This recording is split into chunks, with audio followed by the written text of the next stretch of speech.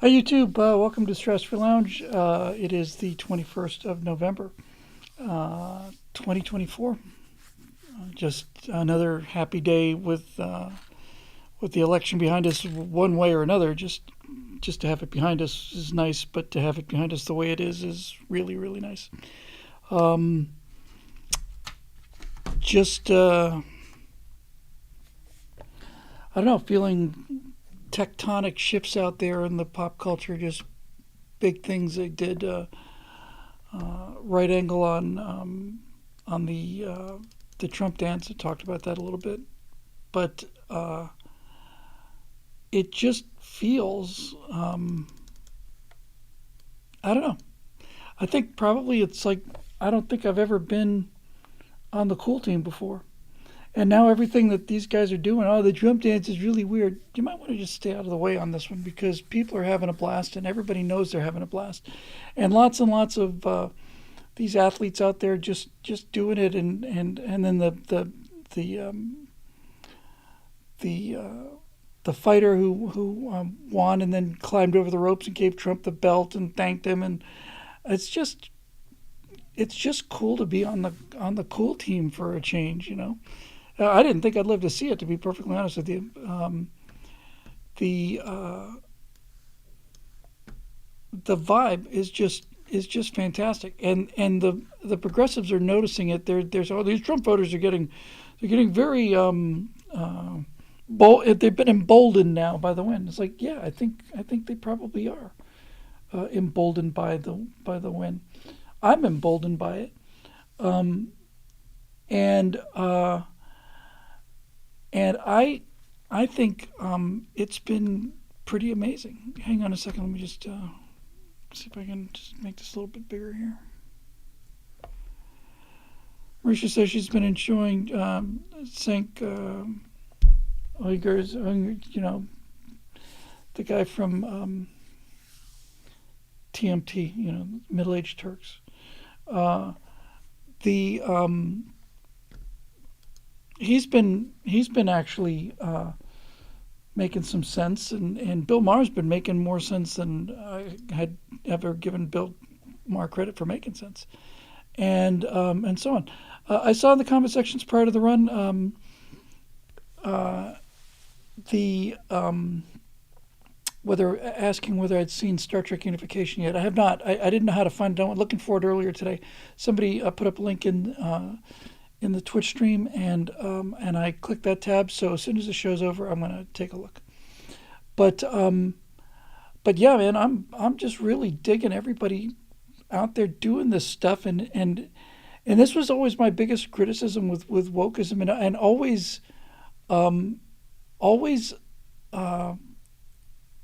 my biggest hope against it was that I just thought sooner or I mean it seemed like the entire all of Gen Z was just the visible parts of Gen Z. I mean, we need to constantly clarify that. You know, obviously the parts that we see that are making TikToks and stuff. But you know, watching this joy and relief. I'd heard coming in today that Joe Rogan had said that a number of people in the business had come up to him in private and thanked him for endorsing Trump because they wanted to but they couldn't. And it's really kind of on a small level. It's kind of like the boy, you know, the boy saying the emperor's got no clothes. So there's that kind of lightheartedness, and at the same time, it almost feels like watching the fall of Barad-dûr. You know, it really is. It's like, my God, we live to see it. You know, I'm really feeling crazy positive about it. All of our views are up, and that's good. They're still, you know, a tenth of what the reaction videos get, and that's you know, a little tough. But I guess it's just you know, the way it goes. Chris Lineberry says, "How are your eyes, Bill?" Thank you for asking. We don't know what happened, but the doctor said he could not find a thing wrong with me, and there hasn't been a single problem since then. I completely forgotten about it. So Thanks for asking. So far, so good. So, there we go. Eric Blake says Jon Stewart deserves credit too. Called out Joe Scarborough and Mike for acting like Mika, acting like meeting with Trump was no big deal when you kept calling him Hitler. Well, that was our latest right angle that went up yesterday. A lovely breakfast with literally Hitler. Alex Hooper says it's amazing how winning the election shifted the energy so starkly. It's amazing to me too, but that's telling me that the whole thing was just so self-enforced, and I was disappointed when I was actually I was actually quite disappointed on the Starship Flight 6 test where they had to call off the catch attempt. But they're talking about 25 Starship launches in 2025. Starships going to Mars in unmanned going to Mars, but landing one of those suckers on Mars in 2026. That should be a piece of cake by then. The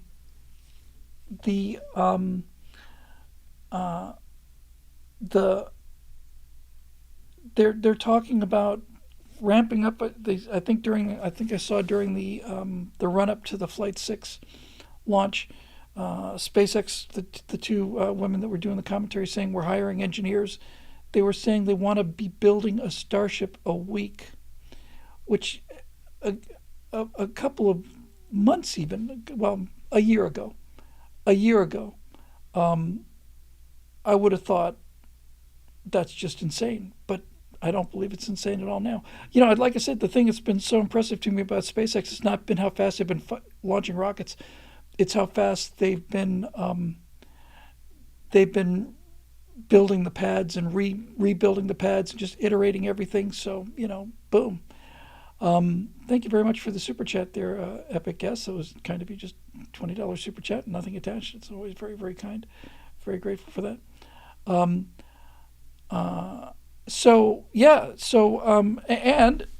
it looks like MSNBC is probably going to be out of business by the beginning of next week, if not by tomorrow.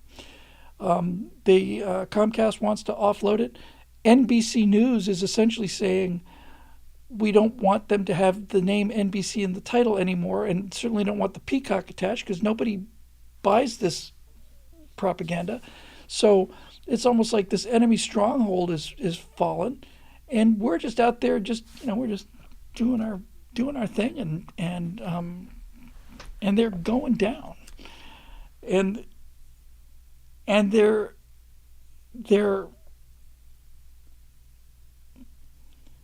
going down ugly. I think I can see around the edges.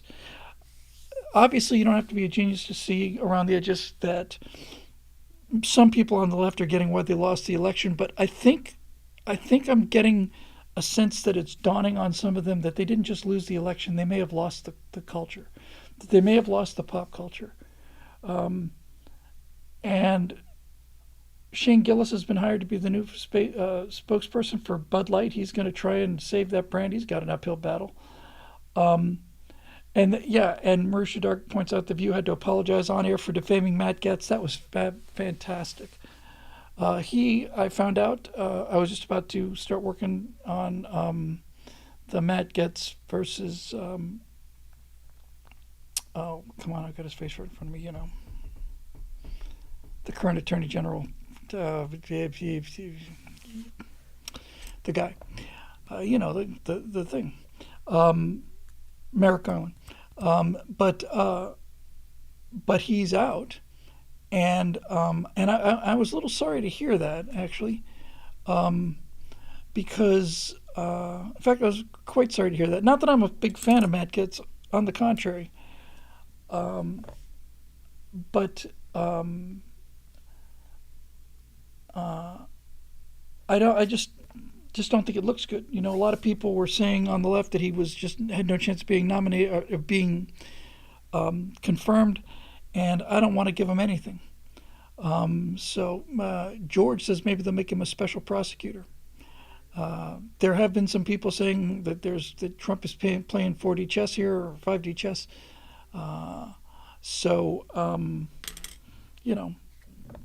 We'll see. I don't want to strip the Senate and the House of all of our greatest people, But my God, I just think the world of Josh Hawley, and I guess it doesn't make sense for him to do it. He's a senator. He's it's not like he's a representative.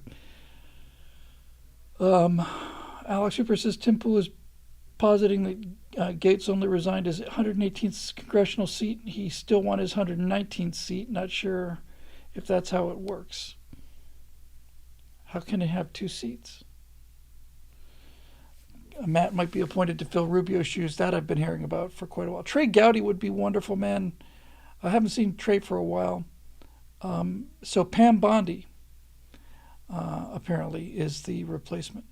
I did not hear that. Let me have a quick look.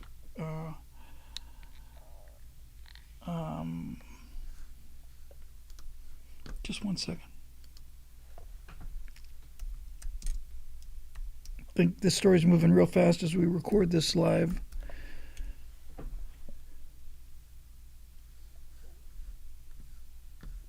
Okay.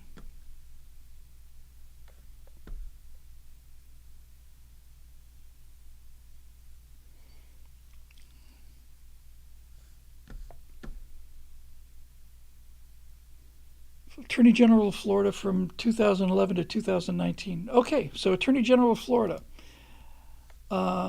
Sweet. Okay, fantastic. That sounds great to me. She looks, the picture they've got from her is 2011. That's quite an old picture here on Wikipedia. But honestly, it's almost like Buffy the Vampire Slayer is going to be going after all the bad guys. This is an old shirt. I had worn the shirt many times. Somebody's asking about the shirt. Medium speed. Oops. Medium speed. Some drag.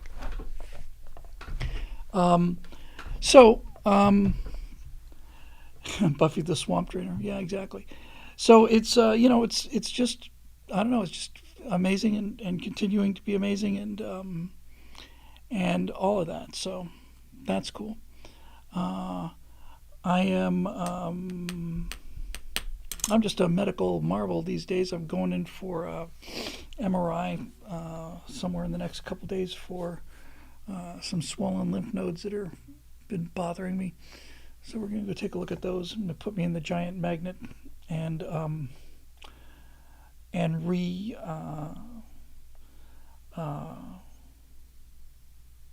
I would just like it if they could mess around with the magnetic fields enough to kind of just rewire your head completely. That'd be pretty cool. John says, how do I get Bill to answer a question? Well, John, that usually goes to being a member at billwhittle.com and posting a member-only a question in the members-only forum. But since I happened to glance over that way, just the second it came up, I am all yours, good sir. Fire away. We usually do a little, riffing before we get. I hate these bloody auto brightening thing. It just put the glasses on, the image gets darker. I can't stand it. So fire it up, John. Let me see if maybe if I brighten it up more, it'll just not be quite so noticeable. Thank you, Donnie Girl. Or you could buy a super chat, as Marisha points out. See, I wasn't smart enough to figure that out. So I am looking forward to seeing Pam Bondi, and she's going to be harder to attack. Thank you for all the kind words there. I haven't had an MRI I had an MRI on my neck when I had a C5C6. It's the only real serious surgery I ever had. Was C5C6 discectomy and fusion. I ruptured a disc in the gym and had my C5C6 fused together in 1993. So it's been a while since I've been in the big Taurus.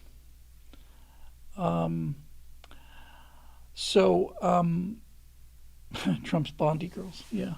So she'll hopefully Attorney General of Florida. She's got experience, I need to read up on her and find out just how much pit bull she's got in her. But I'm going to assume that if Trump has picked her, then she's not going to just be we'll just leave it. One of the things I saw, I think it was Megyn Kelly saying, after all of the betrayals and all of the, stuff that happened to Trump in his first term, his number one priority is loyalty, and that makes sense to me. But I want somebody to be aggressively going after. I want, you know what, I I see. Thank you for taking a super chat there. Let me give me 1 second here. I I was I was I wanted Hillary Clinton in jail in 2016 when Trump won really badly, but I was willing to go along with the, that's what happens in banana republics, and for the good of the country, just don't do it. In fact, Trump should basically pardon her or something, convict her, and then pardon her. That's what I wanted. Um, and now she's out there saying, well, he's the first president ever to be elected with 34 felony convictions. And I'm thinking it's about time you had some felony convictions, Hillary. I really think it's time for you to have your felony convictions now. I want Hillary Clinton in jail. I want her investigated. I want her role in sabotaging the entire first term of President Trump investigated. I want all of that stuff out there, and I want an attorney general to put that nasty bitch in jail where she belongs, because she can't keep her goddamn mouth shut. It's a act of generosity on his part that she's walking free, and and and she can't. I'm not expecting her to apologize or to be nice, but she just can't keep her mouth shut. So I think it's about time that we went after her and found out that she was conspiring to to sabotage the United States government, uh, and I find that to be an act of treason, and I think she should be convicted accordingly. I think she needs to go to jail. And unlike 2016, when she was the nominee, half the country was behind Hillary Clinton. I mean, they voted for her, right? That's that's a while ago. Um, and uh, and I think if you had convicted her in 2016 or 17, there would have been an absolute uproar. Now, I think it's like, okay, you want to shave your head some more? That's fine. I think it's just about time to put that woman in jail. And I want an investigation on murder charges as well. Now that you mentioned it, I want to see. I want to see the client list for Jeffrey Epstein. I get the feeling we might see that with a Trump victory. There's so many things that hung on Trump winning, because I mean, even if he just won the presidency, he appoints the Justice Department, appoints all of these administrators. He basically appoints the government. Um, the legislature makes the laws, but the government has gotten to be so big, the state is so huge, that the chief executive can now accomplish, not only through illegal executive orders, which I consider to be unconstitutional, but not only can a chief executive through unconstitutional executive orders basically dictate how the country is going to be run, um, he also appoints the directors of these departments that have just endlessly grown in numbers and size, so that he can simply say no, you know, no, we're not going to do it. We're just, I just, I want I want Elon Musk and Vivek Ramaswamy to go in there and say 95% of the Department of Education is not doing anything, so we think we ought to just abolish it. I'd like the new education secretary to say it's time to abolish the Department of Education. Um, and get these bloody progressives used to the fact that all of your efforts over the last 80 years to concentrate power in Washington are going to be undone in the space of 100 days. We're going to destroy the Department of Education. We're going to turn education back to the states and to the local county levels where it belongs. We're going to destroy the Department of Energy. We're going to destroy the Department of well, you can make a good case for pretty much all of them getting shoveled into the furnace. Um, Diane Freeman in the super chat says McConnell's cadre has a list of hard no prosecutions. Um, yeah, well, McConnell can. If you're talking about Mitch McConnell can gracefully exit the building at this point, as far as I'm concerned. Um, uh, Linda McMahon's going to be Trump's Secretary of Education. Safe to say, Mrs. WWE is going to give it a body slam. Yeah, and the liberals are losing their minds over this. It's like, what do they know? They can. They don't have any qualifications to run a department that big. And it's like, precisely, you figured it out. You mad geniuses, you finally figured it out. You're not qualified to run a department, of education. No, they're not. They're qualified to destroy the Department of Education. That's the plan, and the sooner the better. Um, I'm just genuinely amazed. I mean, I heard Donald Trump during the campaign, late in the campaign, was the first person I've ever heard, and I think the first time I heard it was on the Rogan podcast, although he might have been saying it before then. First time I can remember him saying anything about it was the first person that talked about making payments on the debt, paying down the debt.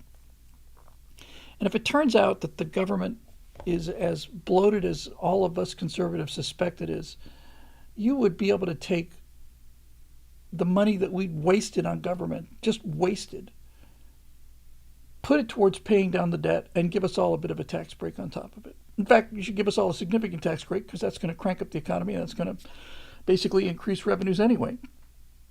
You lower taxes, you gain the federal state gains revenue. You get a smaller piece of a bigger pie, and I just think just the idea that somebody's talking about paying down the debt, and I don't want to pay. I don't want to pay any more in tax. Certainly don't want to pay any more in taxes. But the idea that you could pay down the debt with eliminating the waste. You see where I'm going with that? There's just so much. There's just trillions of dollars wasted. You just take the waste, apply the waste to paying down the debt, and then give the rest of us a tax cut as well, so that we can get out there and spend more money and crank the economy up, and then people start new businesses, and then that's more of the GD income tax that people have to pay. You just get rid of it and just go to a sales tax, a national sales tax for the federal government, and whatever that is, just apply it to the state sales tax, and you get it. We lost you, Bill. What's the matter? What happened?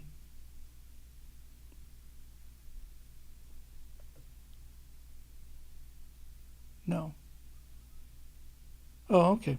Um, can't pay down the debt until the deficit is lower than the debt service. Yes, exactly. You have to eliminate all of the waste to the point where you are now actually balancing the budget, and then continue to cut government to the point where you are now positive. You cut back some.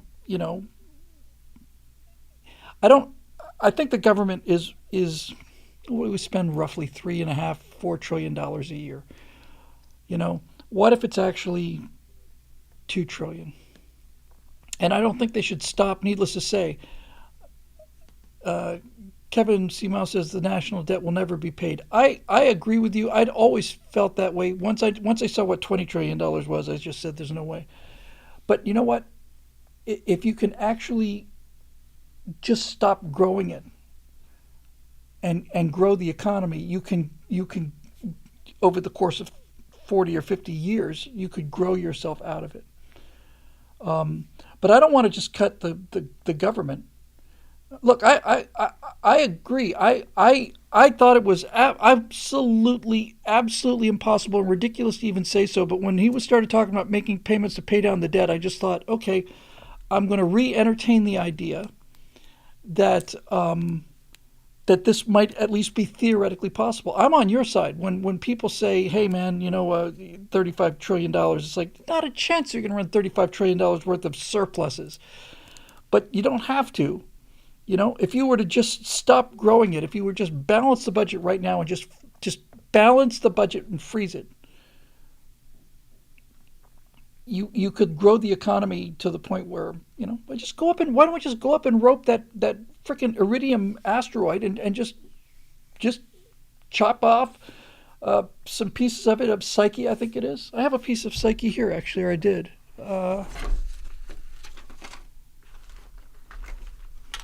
Where did it go? It's on my desk here somewhere. Had a little piece of asteroid Psyche, which is a pure nickel iron asteroid, and the estimated value is something I can't remember if it's $40 trillion or something along those lines. Just the value of the raw materials. No, I have to pull it out for next time. 10 quintillion dollars. Okay, go get it. $10 quintillion is a pretty decent incentive, honestly.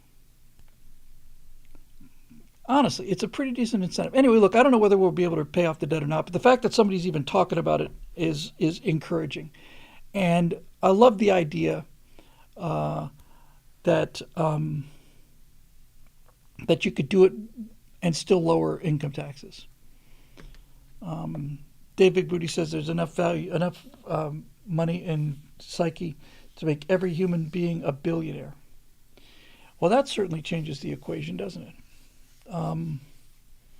Now, obviously, if you let's just say you had access to Psyche and put it in Earth orbit and you started chopping off chunks of it and re-entering the atmosphere with it and bringing all this metal down to Earth, it would be the same thing as releasing all of the diamonds that De Beer is holding. Diamonds have diamond prices are what they are, especially cosmetic diamonds, jewelry diamonds, because of enforced scarcity on the part of De Beers. If De Beers were to release all the diamonds they had, the value of diamonds would go way, way down. So obviously, there's not billions of dollars of wealth for every human being on Earth. There's billions of dollars of raw material for that could be converted into wealth. It's an important distinction between money and wealth and resources. Miles O'Brien says, no, you leave it in orbit so you can build stuff in orbit. Couldn't agree more. That's why I say just break chunks of it off. Just break off a couple chunks and send it on down so that we can all become billionaires. And by the way, that number, you do the math, he said billion, every human on Earth, billionaires. I don't think every human on Earth is entitled to Psyche. I think Psyche should be the property of the people that go and get it.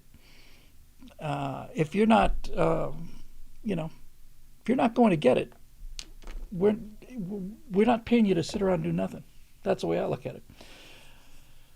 How rich would every American be, Dave, if we just did it instead of dividing by 8 billion, we divided by 350 million? Would that make us a little richer? Because I say, y'all not only are not helping us go get it, you're doing everything you can to make sure that we don't get it. You're say the environment and environmental things, and it's like, you know what? I hope I live long enough to hear the end of that.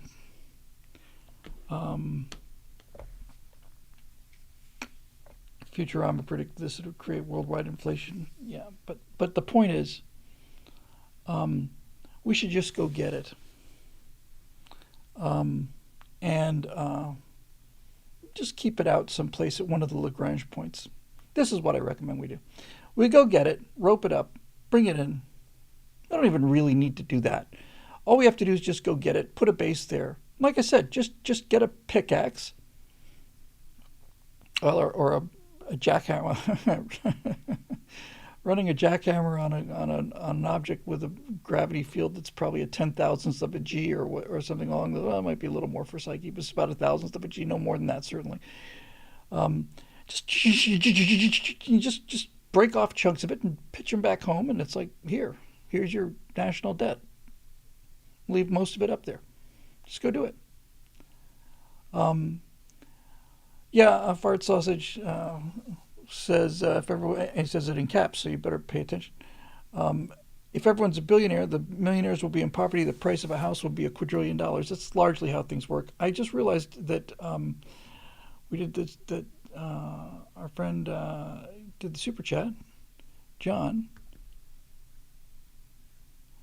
and I didn't answer the question. I told him I'd answer his question. He went and bought a super chat. I just scrolled right past it. So it's an interesting question. I'll answer that question. Let me just get these other super chats, John. I'll come right back to you. Hang on 1 second. So be cool here. Um, Sun Wukong has a super chat saying Russia used a non-nuclear ICBM. I understand it was not an ICBM. The missile launch, if you're talking about, was not an ICBM. It was a theater ballistic missile, but still, it was an escalation. You see MAGA types that have been arguing to appease Russia bugging out. If you argue with them, they call you a neocon. How do you take on this kind of non-logic? I don't really want to deal with Ukraine and Russia again, but I will. Let me come back to you too, okay? Because the question's a question and it's got a super chat attached to it. Hang on a second. And our friend Wesley Bruce with the super chat says Australia has a sales tax. It's a huge battle to keep it from being raised by the left and stop the accounting cost from breaking businesses. Yeah.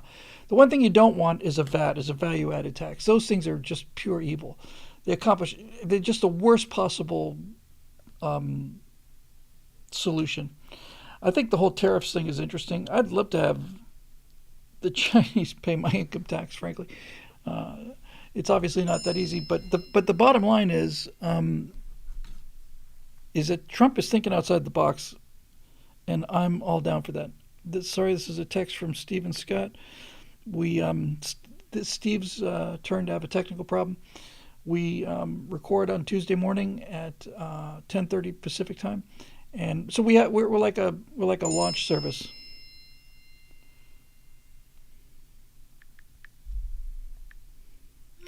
And our windows are either 10:30 on Tuesday morning, and if we can't make 10:30 on Tuesday morning, we don't get all three orbits to line up again unless it's Friday morning at 6 a.m. Pacific, which will be tomorrow morning. So we recorded our hour 15 long members only backstage show, and then we do our three right angles.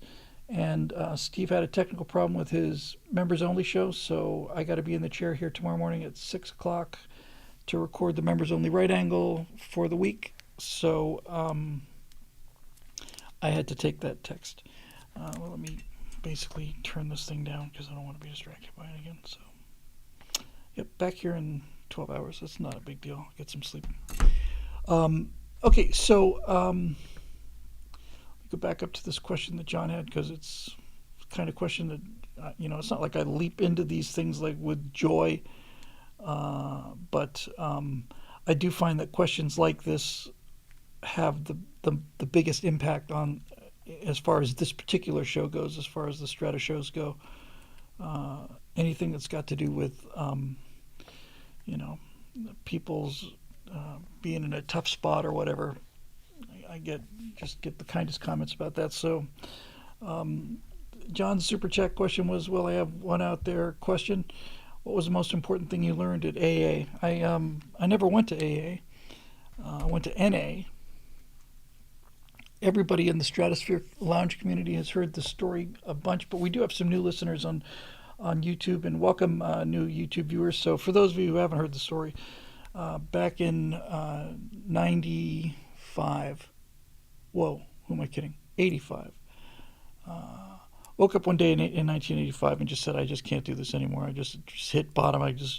Life was just in shambles, and just finished doing a low budget feature film, which was an $800,000 budget. And on day 3, we find out that half of the investors had pulled out. So now we got $400,000 to finish this low budget feature film. And it didn't get finished. And I still to this day have nightmares about it. It's been, 40 years now. And I still have nightmares about not being able to finish this project that's due, in like today. So I just woke up just broken, It's like I'm just done. I'll do anything now. I'll just do anything. So I'd been battling depression since I was since puberty. I guess I was fine as a kid, I was real normal out in the sun, swimming and scuba diving, snorkeling, and just seemed like a normal kid. Then next thing you know, I'm 13. I'm normal looking kid, and by the time I'm 17 or 16, 17, 18, I'm 6'1" and 120 pounds, and really screaming for help. So in 1985, I called my mom, who worked at a counseling center, and I said, I just need some help here, and she made a phone call and connected me to this woman named Shotzi Casal down in Miami. This just this I don't want to call her a little old lady. She kind of she wasn't little and she wasn't old, but she was just great. And tough. Actually, Shotzi Casal is very, very much like Judge Judy. Very, very much like Judge Judy. In fact, if you just picture Judge Judy, you've pretty much got it, pretty much in a nutshell. So I went in there as the first therapy session I ever had in my life, and I walked in. Years later, we got to be friends, and years later, she told me, when you first came in, you scared the hell out of me because you were dressed in black, jacket, black pants, and Roadrunner mentioned Dr. Ruth. Maybe a combination of Dr. Ruth and Judge Judy. 9 parts Judge Judy and 1 part Dr. Ruth. That's pretty much her. And by the way, I'm fairly sure she was good friends with Judge Judy, but that's beside the point. So anyway, she said, you came in and you were so pale, you were blue. I thought you were blue. I wasn't goth. I was just planetarium daylight avoiding guy working at a nightclub in 1985. I was working lights and lasers and videos at a top club on Miami Beach called 1235, which had been formerly called Club Z. And I was doing the whole 80s nighttime thing, and it was my first real experience having a little bit of glamour, and just being up in the booth is just kind of a whole different sort of thing. But Kavi Shinada says that vitamin D deficiency contributes to depression. I wish I'd known that at the time. But in any event, I went to this woman and I said, look, I don't have the money to pay you. And she said, well, what can you afford? I said, I can't afford really anything like enough to pay. She said, can you do $5 a visit? I said, yes, I can do $5 a visit. She said, okay, well, we'll start with $5 a visit then, and we'll take it from there. Now, that may be because she'd worked with my mom, but in any event, that was very kind of her. So I went in there, I sat there, just smoke coming out of my ears, and she said, I want you to go to this meeting. And she wrote down an address in South Miami. And I said, what kind of meeting is it? And she said, it's a Narcotics Anonymous meeting. And I don't know whether I snorted or laughed. I scoffed is what I did. I scoffed. I remember verbatim what I said. I said, I'm ready to own up to the fact that I've got just about every psychological problem known to man. But the only problems that I can truthfully tell you I don't have is a drinking problem and a drug problem. That is the truth. I don't do drugs and I don't drink. She says, no, I understand that. That's not why you're going. And I said, well, why am I going? And she said, you're going because I said you are. And I said, okay, because that day, which happened to be November 7th of 1985,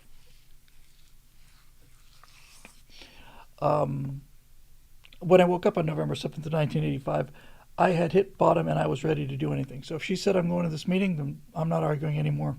My days of arguing had been well past me by that point. So I went to this meeting. And it was a beginner's meeting for Narcotics Anonymous. And I went to this room, and there were a bunch of people there, and it was a kind of, one of these church rooms in the back kind of thing that they have. And I'm surrounded by all these people, and there's coffee and donuts, and I didn't like coffee, and and I was 125 pounds maybe at 6'1" and wasn't really even into the donuts, and I just sat there at this first meeting, and I don't remember anything about it. I just remember being really, really angry. That comes with the territory, generally speaking. You get a lot of anger when you can't figure out what the hell's the matter with you and everything else. It's a big step to realize the problem is what's the matter with you. Just realizing that what's the problem with you is a big deal compared to what's the problem with the world. So that's a step in the right direction.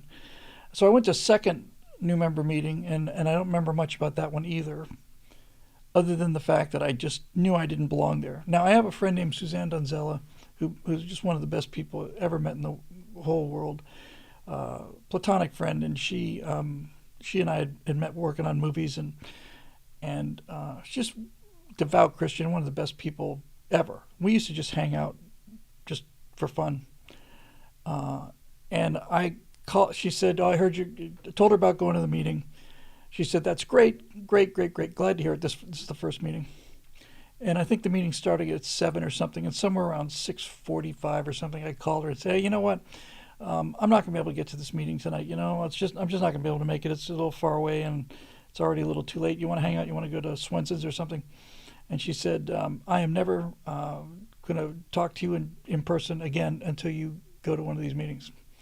And I said, "Well, damn, that's a real friend." I wasn't angry with her at all. I was really impressed that somebody cared enough. That's what she just verbatim said. Don't bother thinking about it. We're not going to hang. We're not going to do anything and until you start going to these meetings. I said, okay. So I went to that first one, went to the second one. Don't remember anything about the first two, but I do remember the third one very well. It was in a different room, different church, pulled in, saw these people walking in. Everybody's kind of talking to everybody else. There was a group of people who looked like they were all friends, and then there were other groups. Then there were other individuals who looked lost, and I was one of those looked lost kind of guys. And I walk in there for the third meeting, angry because I'm at this stupid Narcotics Anonymous meeting. The shame of it, the shame of me going to a meeting with all these drug addicts when I'd managed to avoid being a drug addict and an alcoholic, and that's about all I'd managed to achieve, but at least I'd done that, and I was proud of it, actually. So I went in there, and the meeting started and went around the room, and people were talking, and once again, I'm just so consumed with just this anger at being there. I remember very little of the actual meeting, except for the very end of it, and that is burned into my brain in a way that I'll never forget. So as we got towards the end of the meeting, they go around and just basically somebody just starts the meeting. They do the serenity prayer. They concentrate on it. Each meeting will be about one of the 12 steps, and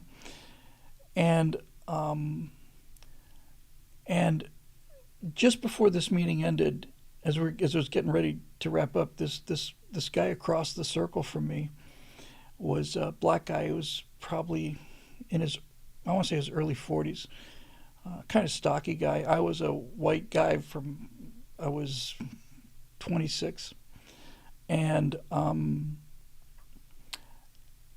he got up and he said, hey, his name was Jim, and everybody said, hey, Jim, which I thought was, pretty cheesy. Hi, I'm Dave. Hi, Dave. Yeah. Okay, I get it. Kumbaya. Angry young man, and this guy started talking, and he said, I'm just not having a really great time. I stay in the house all day. I never pick up the phone. Now, for those of you who are younger, this is back when we had actual telephones. Everybody had a landline, and one of the relatively new inventions was probably 7, 8 years old by this point, was the answering machine. I used to cut hilarious messages on the answering machine. They're really genuinely funny. I've been a professional comedy writer, believe it or not. And I would get a lot of messages from people calling to say, hey, we just heard about your answering machine message, and we don't know you or anything. We just wanted to hear it. It's just awesome. So I did a bunch of those. But the guy said, I don't pick up the phone. I just listen to the answering machine, and even if it's somebody who's close to me, I don't pick up. Landlord's knocking on the door asking for rent, and I'm inside and I don't answer. I'm standing on the other side of the door. They're knocking. They're saying we know you're in there, and I'm not saying anything. And I know that they know, and they know that I know that they know. And he's just doing all this stuff, and and he's just talking about this, and and how he's just constantly chasing after the same thing in terms of dating, and just getting rejected the same way, and he's so convinced that it's never going to change. It can't possibly change because how many times can you make the same mistake and just expect it to be different? But he keep doing it anyway. This guy just went on and on in a very low key way, just a very low key way, and and and I was just slack jawed. All of that anger just it didn't just evaporate. It's like flash paper. Like all of that anger and rage at being in this room, oh, I'm sick of all these goddamn drug addicts. And this guy just just calmly talking about his day, and just gone. And he said, anyway, thanks for sharing. So everybody said keep coming back, and I said anybody else, and I raised my hand, and the who was running the meeting said, yeah. I said, hi, I'm Bill. And I didn't say I'm Bill, I'm an addict. I just said, hi, I'm Bill. Um, and everybody said, hey, Bill. And I said, look, I don't know what's going on here. Uh, I was told to come to this meeting by a counselor. I don't have a drug problem. I never do drugs. And that got a little ripple, because a lot of the drug addicts thought, yeah, that's what everybody says. No, nobody in prison is guilty.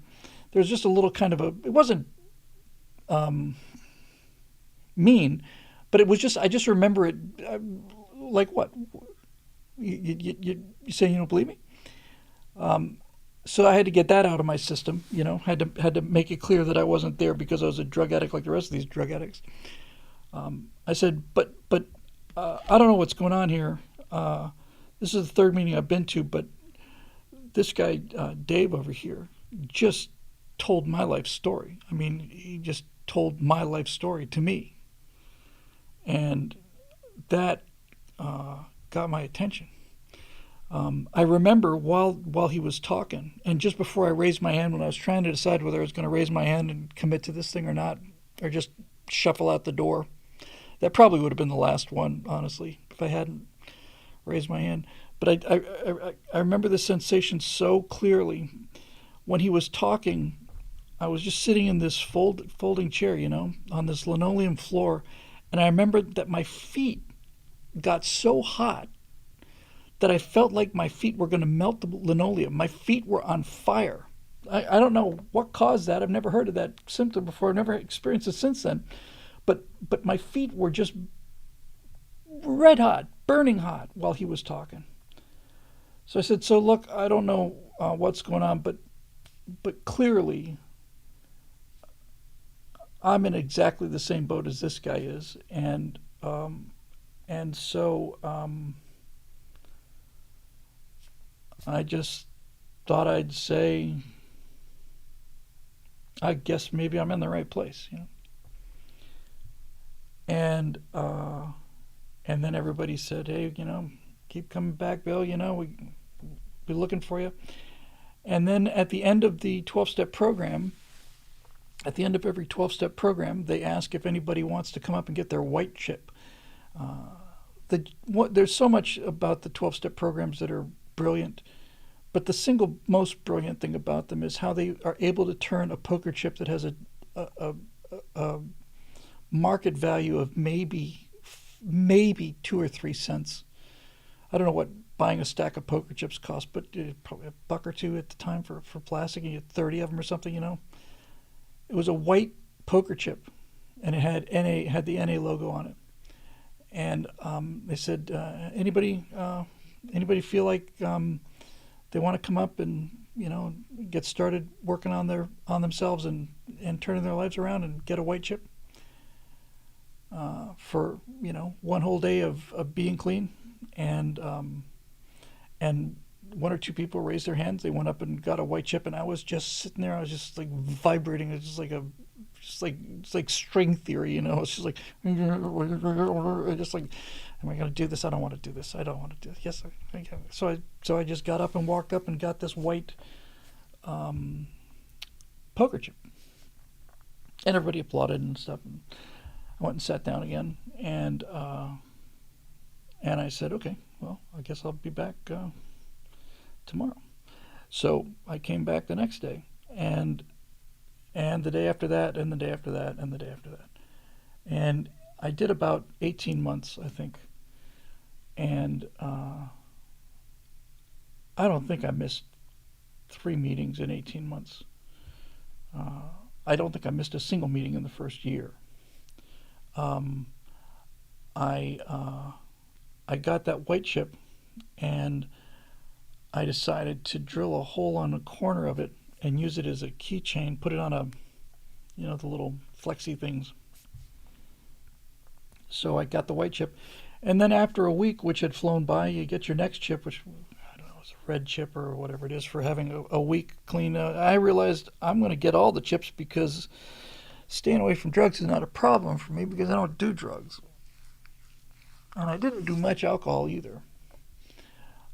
I worked in a nightclub that made a number of people in the little subset of NA that I was in, made a lot of people suspicious that I was, exposing myself to temptation, being surrounded by all these people drinking alcohol and stuff. And I just said, it's not a problem for me. I just, it's not that I don't have a beer every now and then. I just don't think I've ever bought alcohol I think that's true to this day. I don't think I've ever bought alcohol for myself to consume at home. I don't think I've ever done that. I've had plenty of martinis and been smashed on margaritas and Mai Tais, but it's just not a problem for me.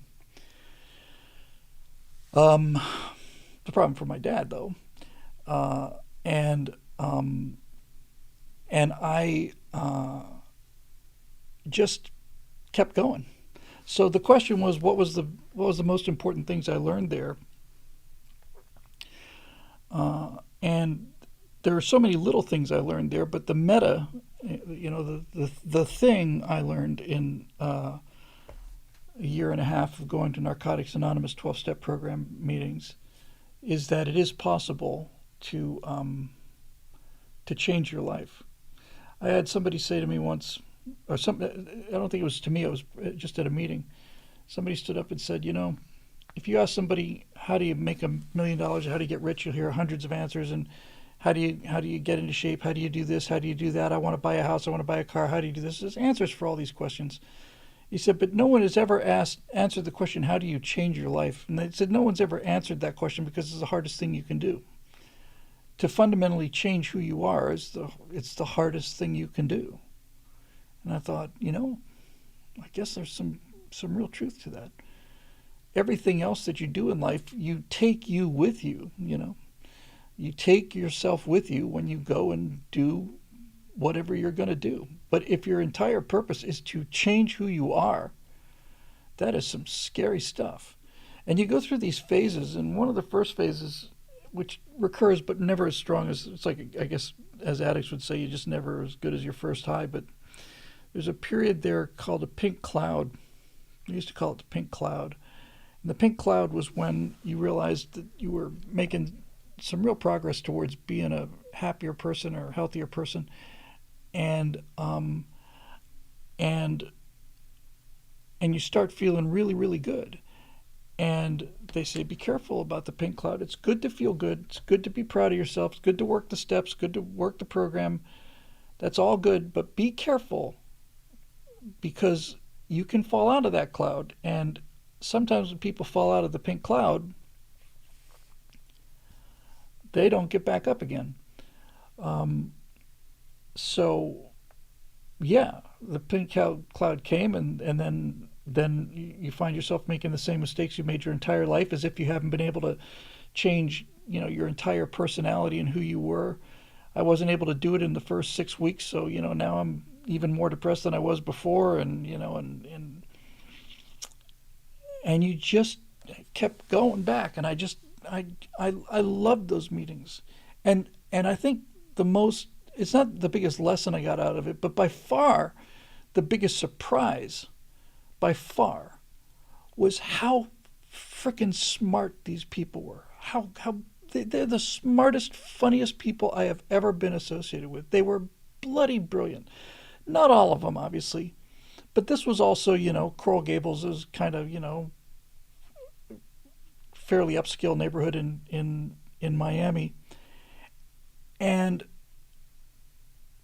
we would have street addicts, but most of these people were like stockbrokers who had cocaine problems, and and I got to be good friends with this one woman who took her dog's pain medicine, and just that desperate and that low. I ended up rooming with two addicts, both of them younger than me, and one of them was a guy named Rob from New York City who had a scar this big, right down his middle where he got knifed. He's a street kid. He was a great guy, Rob. Really liked Rob. And then John, who was older, kind of blonde with a mustache, and he was a little tougher to get along with. And John confronted me one day, really angry, at the house, at the apartment we were renting, really angry. And he said, "What's this?" And it's like, he holds up this bottle of Listerine. I said, "What does it look like, John?" "It's Listerine." And he says, you bought this?" I said, "Yeah, I bought this. What's the problem?" He says, "Look at this." And he turns this thing around and starts pointing. It's like 8% alcohol or whatever percent alcohol it is. I said, "Okay, that's what kills the germs." He says, "Do you realize I can lose my sobriety over this? I've got 4.5 months. You realize I can just drink this, right?" And I said, "No, John, I didn't realize that. I'm really sorry. That never occurred to me. It never, ever occurred to me. You're absolutely right. I'll pour it out right now." Just took it to the sink and just poured it right the hell out. "I'm sorry about that. It just never occurred to me that having Listerine in the house would be something that you could drink." I wasn't making fun of him. I was genuinely embarrassed. And I guess that was true for cologne as well, That's pretty rough. One of the things I found out fairly early, and I don't want to, I'll just come out and say what I just said, about to say before I censored myself. I was good at it. I was good at these meetings. I was funny. That's how I deal with hardship. I always, when my dad died, when my mom died, all of it. I just joke about it. I've always had a way. Did he cool down when he poured it out? Yes, he cooled down. He cooled down because he thought I did it on purpose, or that I didn't care. And when he found out that I did care, then that took all the heat right out of him. But I was just really good at it, and there was like a little newsletter, little Narcotics Anonymous newsletter, and I got to the point where I was like, I would just say funny things. Now, part of it was showing off, but part of it was feeling better. And I remember fairly early, I raised my hand and I said, "Yeah, Bill, how's it going?" And I said, "I'm doing okay. I'm a little disappointed I didn't make the cover of the newsletter. I plan to set the world land speed record for recovery." And people laughed, and and then they'd say, some people are sicker than others, Bill. You're sicker than most." There were all these statements that were just so fundamentally true. You'd come in all huffy about something. "Oh, you definitely did this, and she said this, and the same old, scripts that you've been running your entire life, and I think I'm going to do this, and no matter what, just get all into your head, and they would just look at you and they would just say, "Well, if you're so smart, what are you doing here?" I never could come up with an answer for that one. Every time I'd come in on my outrage or my dignity, my precious dignity had been offended, I would always get that back in my face, and I could never think of a retort to that. "Well, no, by all means, Bill, if you got it all sorted out, dude, march on. What are you doing here with the rest of us addicts if you got it all sorted out?"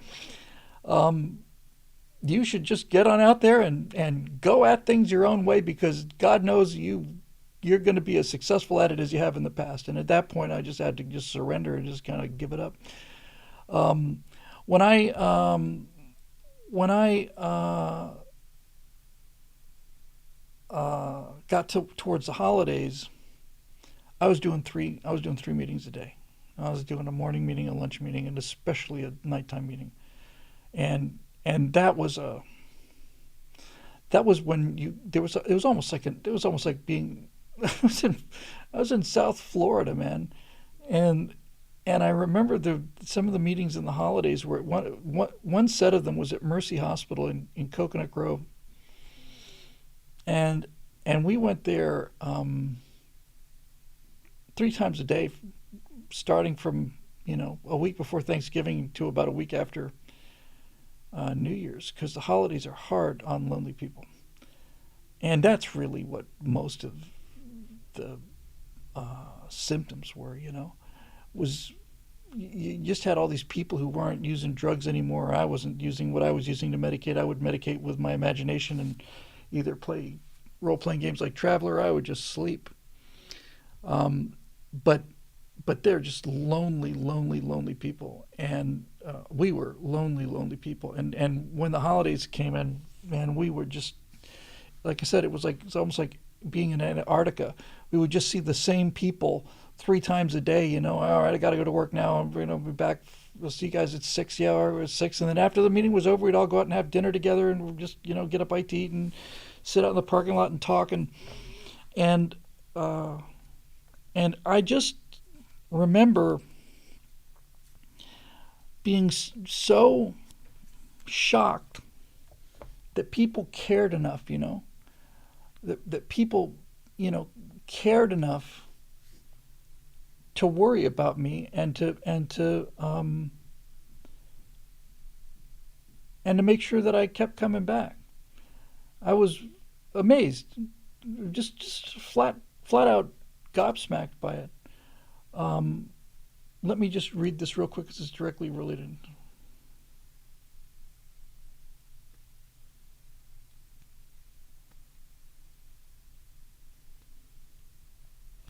Uh, the Rough Ryan talked about an experience he had going to one of their meetings. He said it was one of the most spiritually awesome, uplifting things that he's ever done in his life. Um, and yeah, Ryan, it is uplifting. And by the way, you know, the 12 steps they're designed to bring you to they're really designed to bring you to God. I'm almost censored myself out of saying that too, but that's really what they're there for.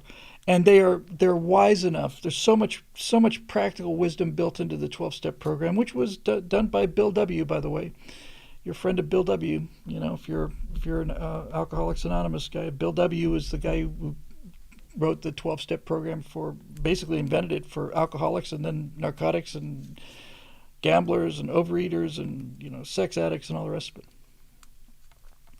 I bet those sex addicts anonymous meetings were interesting. I bet those were crazy interesting because there was a lot of 13th stepping going on in these meetings. You find all these lonely people, and just there were a lot of there was a lot of uh, pairing pressure, which was pretty resoundingly frowned upon by the people who'd had the most experience with that, because it's a really bad situation to do. You end up with these codependent relationships, and so. But it was just you're just in the same room with these people, and most of them are bloody hilarious and bright, and they got the exact same problem set you do, and it was kind of an interesting dating pool. Um, but anyway, um, the just amazed that people cared enough, and I was also uh, I think probably the single greatest practical thing assistance was I kept going to meet to the therapy sessions with Shotzi, obviously, and but the main thing was the sponsor. So you would go to a meeting and you'd see somebody, you'd see the same people pretty much every night, And there were people that had been in there for years. And these people looked like they had their act completely together. They just were just, just like Michael Landon, Little House on the Prairie kind of people. They just completely had all their stuff together, and they're running the meetings, and they're there, and and they're sponsors for 12 people or something like this. And I remember looking back on them and thinking, man, they've really got it solved. It's only many years later I realized, no, they were struggling all the time too. They just hit it.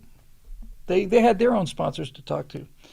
But they I found a sponsor named Kevin. I never knew his last name. He was a guy who had been a stockbroker in New York City and sniffed away his millions of dollars in his family and his house and his car, and he was flat out broke in Miami and going to these Narcotics Anonymous meetings. But he was really funny and really smart, and he looked a lot like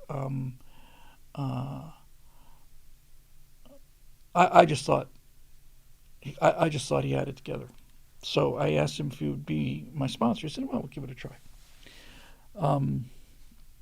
Kevin, who was making millions of dollars as a stockbroker in New York in the early to mid 1980s, got a job as a gas station attendant at the Union 76 station on Dixie Highway, right across from Old Hickory Barbecue.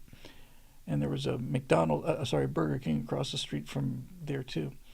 And I was working in a nightclub, which is really unusual for somebody in Narcotics Anonymous. And I didn't have to be at work until 9:30, 10 o'clock at night. We didn't open the doors till 11. So I would stop in.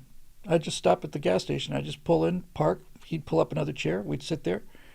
Somebody had this is still when you would get people who could pump your gas. He didn't pump everybody's gas. They had self-serve gas, obviously, but there was a gas station attendant there outside to help with the oil changes and the water changes and pump your gas if you wanted it pumped at additional, 7 cents a gallon more, whatever. He was a gas station attendant, had a Union 76 shirt on, and it said Kevin on it. And we would just talk about things. And I came to him one night and I was all huffed up about something, some woman I was interested in, or and I was just doing the same old insanity. And he said, look, just stop. Let's just stop for a second, okay?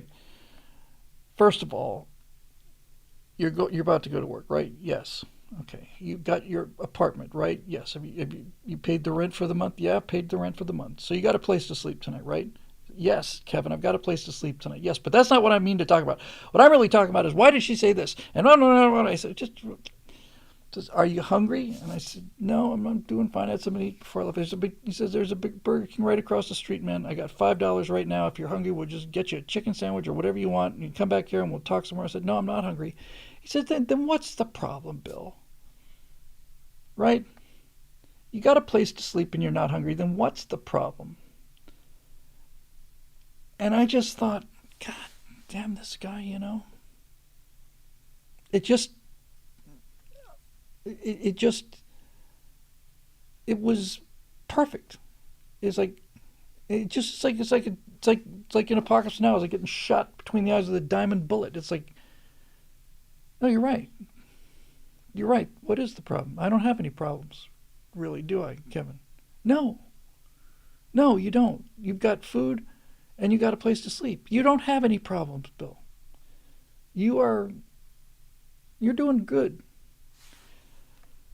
And I probably said, I think you probably meant to say I'm doing well, but we'll let that one slide, Kevin.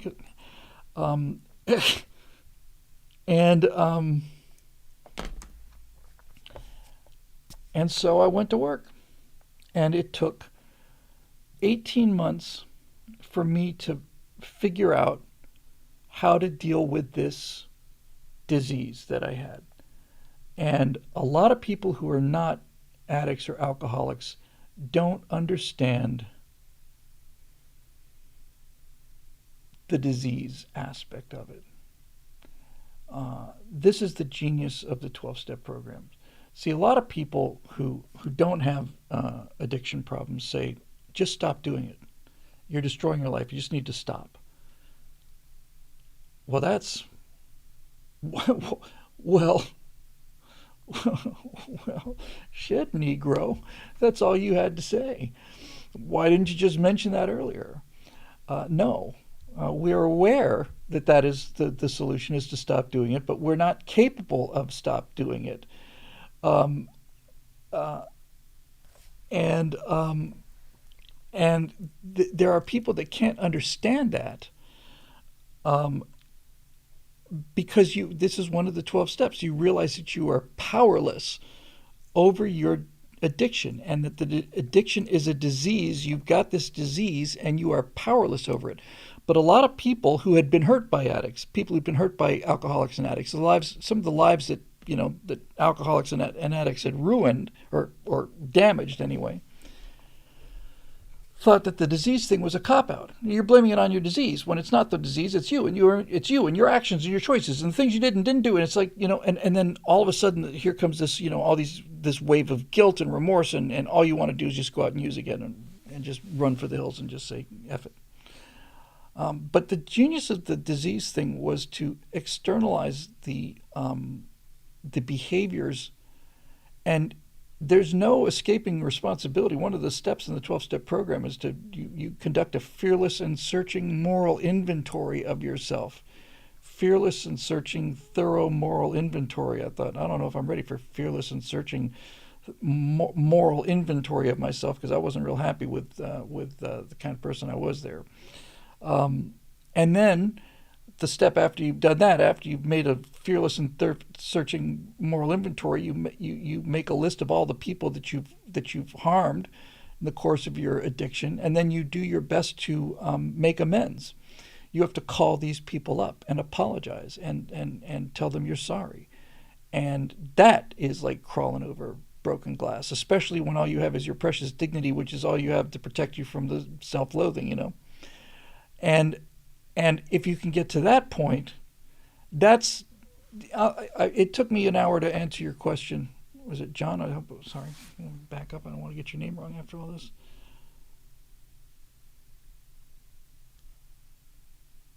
John. The most important thing I learned at NA, John, was humility. I had it beaten into me. Uh, uh, I just needed I just needed to realize that your self comfort level, that doing an inventory of all of your faults when you're doing your very best not to look at your faults. That's the reason people are medicating. It's why they're drinking. It's why they're doing drugs. They don't want to face what they are.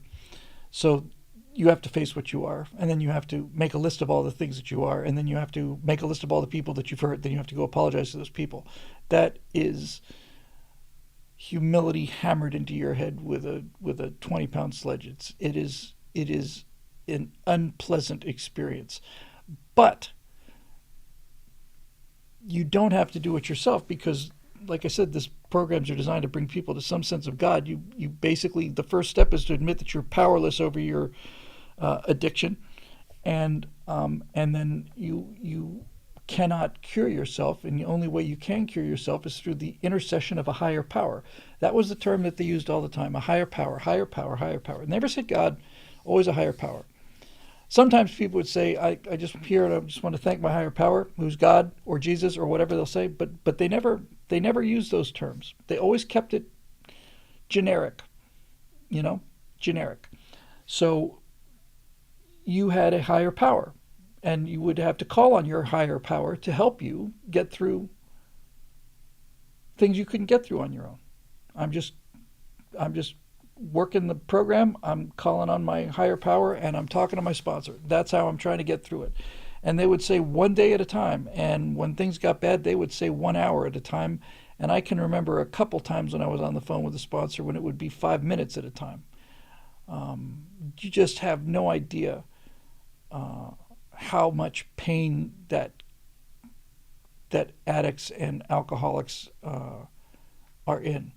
When you see people who are underneath a bridge with a needle in their arm, you think to yourself, how could somebody ever let themselves do that to themselves? How could they ever let themselves go like that? You end up under a bridge with a needle in your arm is an indication of how much pain you are in. It's just nothing but pain. It's just wall to wall pain, and what the 12-step programs teach you is, if you want to get out of the pain, you got to go through more pain, not just more of the same pain. You got to up the pain level. You got to hurt worse in order to hurt less, and that is that requires guts. And the I guess the final thing I'll say about that is I'd start to miss a meeting, and then I'd start missing a meeting, and I missed 2 meetings a week, and people would say, "Bill, we're real worried about you. You've been missing meetings." And I said, "No, I'm doing a lot better." Most people said, "That's terrific," but some people said, "No, that's your disease talking." And that's when I realized that there were people in 12-step programs who were no longer addicted to drugs and alcohol, but they were addicted to 12-step programs. They were addicted to recovery. They weren't recovering. They were addicted to recovery. They'd gone from being addicted to cocaine to being addicted to meetings. And they didn't want to get out of the meetings. I loved the meetings and I loved the people I met in those meetings, but my entire purpose was to make myself as functional and as happy as I could, and then get back out there. And that's what I did and what many of us did. But some people never left. And I'll tell you what, those people were much happier. I never felt sorry for them. If it turned out when I talked about my 2 roommates, one of them wanted to get better and the other one wanted to stay in meetings for the rest of his life. And he was happier in meetings than he was not in meetings.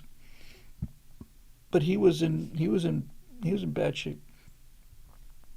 So what I learned was, I learned humility. I learned that you had to really, if you're really going to get to know yourself and love yourself, you've got to embrace the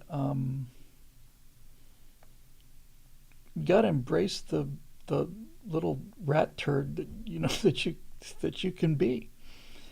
And so I went to my last meeting probably in '87, maybe it was early '88, right as I moved to Los Angeles, and it was the best thing that ever happened in my life.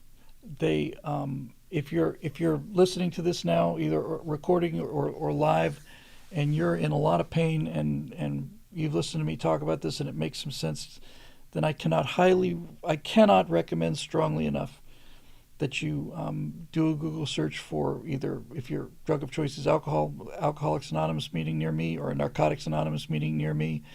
I cannot recommend it highly enough. And all I can tell you is, don't let the first one fool you.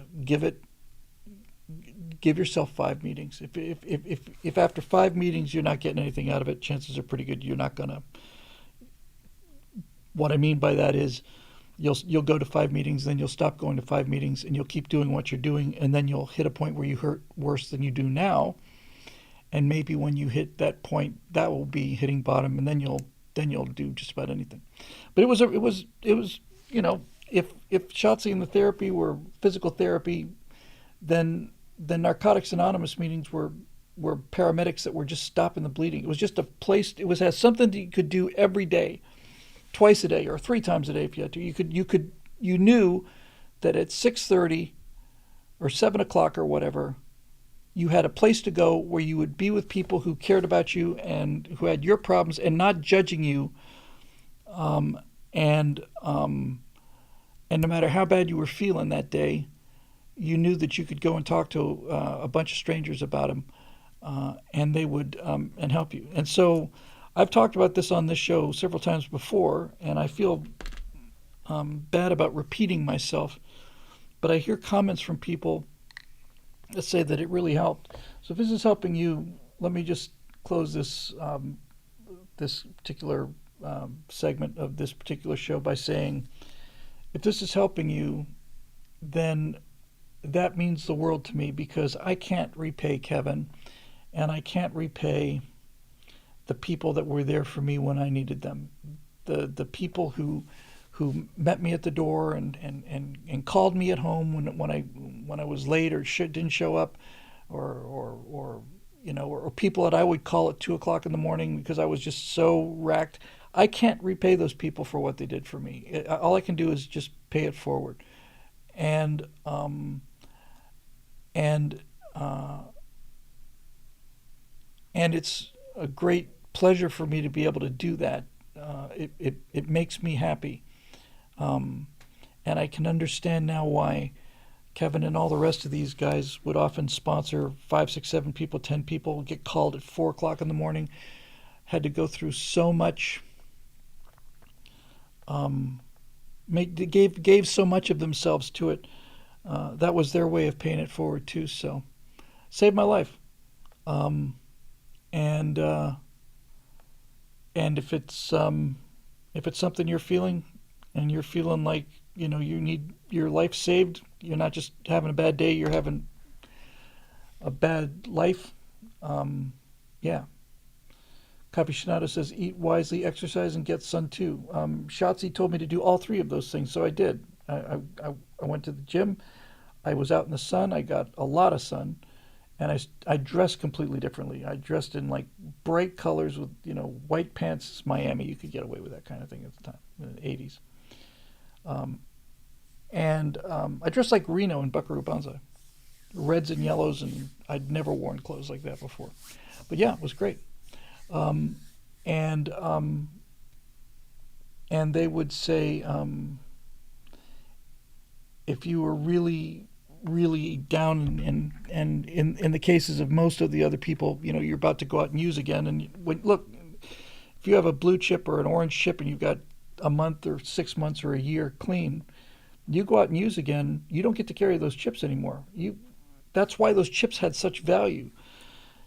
The temptation to go out and drink or the temptation to go out and use would be overwhelming, and the reason that they didn't do it was because they'd have to give up their bloody pathetic plastic chips, which meant the world to us.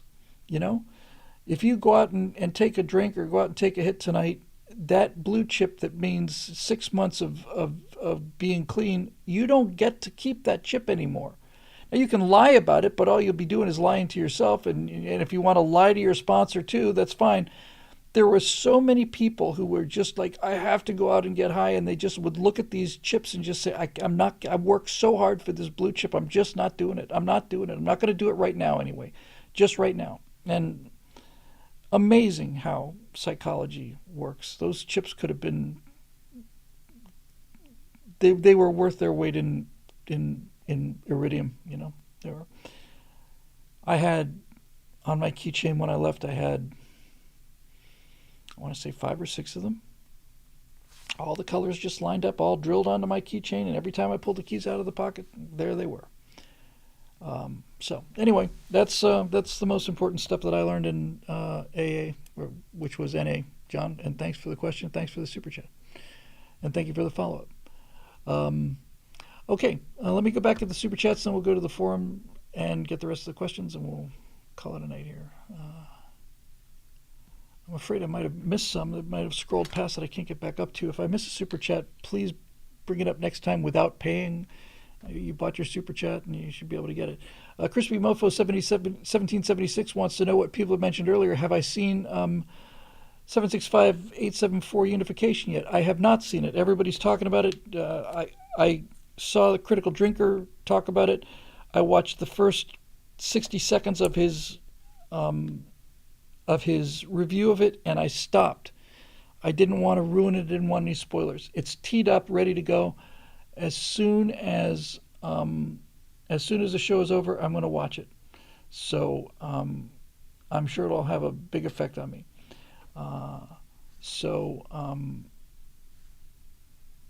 Thank you for the super chat, and I haven't seen it yet, but I'm sure we'll have a lot to talk about on Monday night. Okay, let's go. Because it's Captain James T. Kirk of Starship Enterprise. Captain James T. Kirk of Starship Enterprise.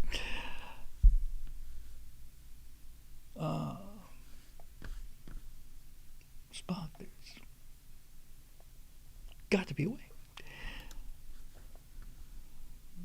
Here we go. Here we go. Dun, dun, dun, dun, dun, dun, dun, dun, dun, dun, dun, dun.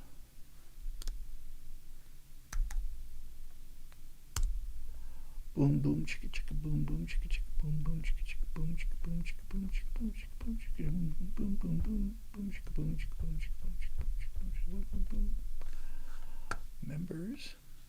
Members forum. Who is that masked man on the scrolling past on the screens there? Oh, look, it's the virtual president. Okay, TSL questions for 11/21/24, curated by Eric Blake. Thank you, Eric.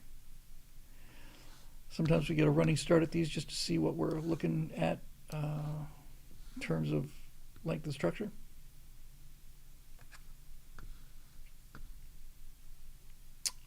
We got an Eric Blake, we got a Marusha Dark, we got a Ray Juarez, Roadrunner, an Eduardo Enrique, a Jacob Belchek, Steve Young, Broke College student, Dave Olson, Eric Blake, Marusha, Eric.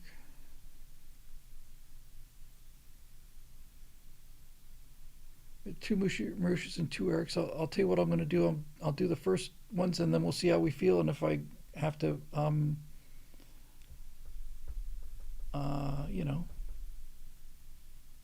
if I can do them both, I'll do them both. If not, at least we'll get everybody anyway. We'll get everybody at least once. So starting with Eric Blake, tonight the case of the demented defamation. Yes, Bill, it's short. John Eden once again with the red square pops up here, $99.99 super chat. Thank you, John Eden. You are a good man, and it means the world to me and to everybody else here. We all appreciate it. We're very, very grateful. Thank you. I just don't know what to say other than thank you anymore, but thank you very, very much. So, Bill, upon hearing of Trump's defense secretary nominee, Major Pete Hegseth, being deemed a white supremacist on MSLSD by the former head of the NAACP last week, I couldn't help wondering, when are you going to start suing these people for defamation? And before someone goes, well, SCOTUS ruled way back, sure, but if Roe v. Wade could get overturned, why not this?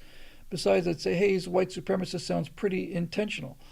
Well, Eric, on The View, what's her name was going off about Matt Gaetz being, statutory rapist and talking about all of his transgressions. And I don't know if you've seen it yet, but it's absolutely priceless. At the very end of the segment, Whoopi Goldberg says, "We have I forget her name. This woman is Jennifer something. I don't know, and I don't care." She says, there's a statement you need to read. And so she turns to the teleprompter, and she's just stone-faced, and she says, I'd like to point out that the allegations against Matt Gaetz have not been proven, that there's been an investigation. He was completely dishonored. She had to basically eat everything she just said, and you could tell that she was doing it under threat of losing her job, which is probably going to happen anyway, since I think The View is probably going to be canceled because the ground has shifted under our feet.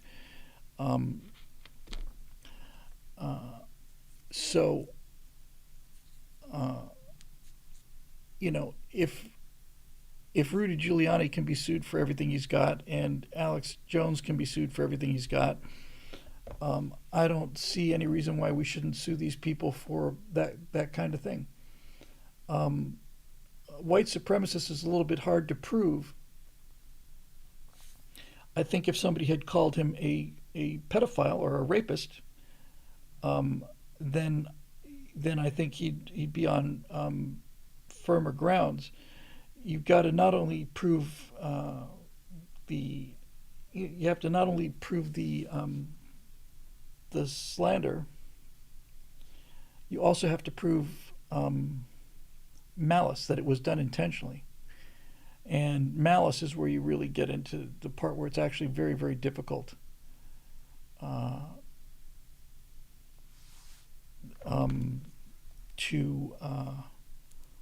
really swing the hammer. Marisha says Alex Jones is now countersuing the Sandy Hook families for colluding in a bad faith bid on InfoWars.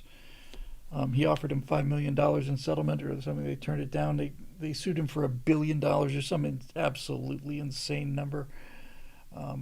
You know, I, I I don't. What happens? Dave Olson says, "What do you call a group of Karens? A view. Look, it's a view of Karens. It's like a murder of crows and and a pride of lions." Um, uh, I think at the very least he should be sending some letters, and I think there's time for some brushback pitches. It's time to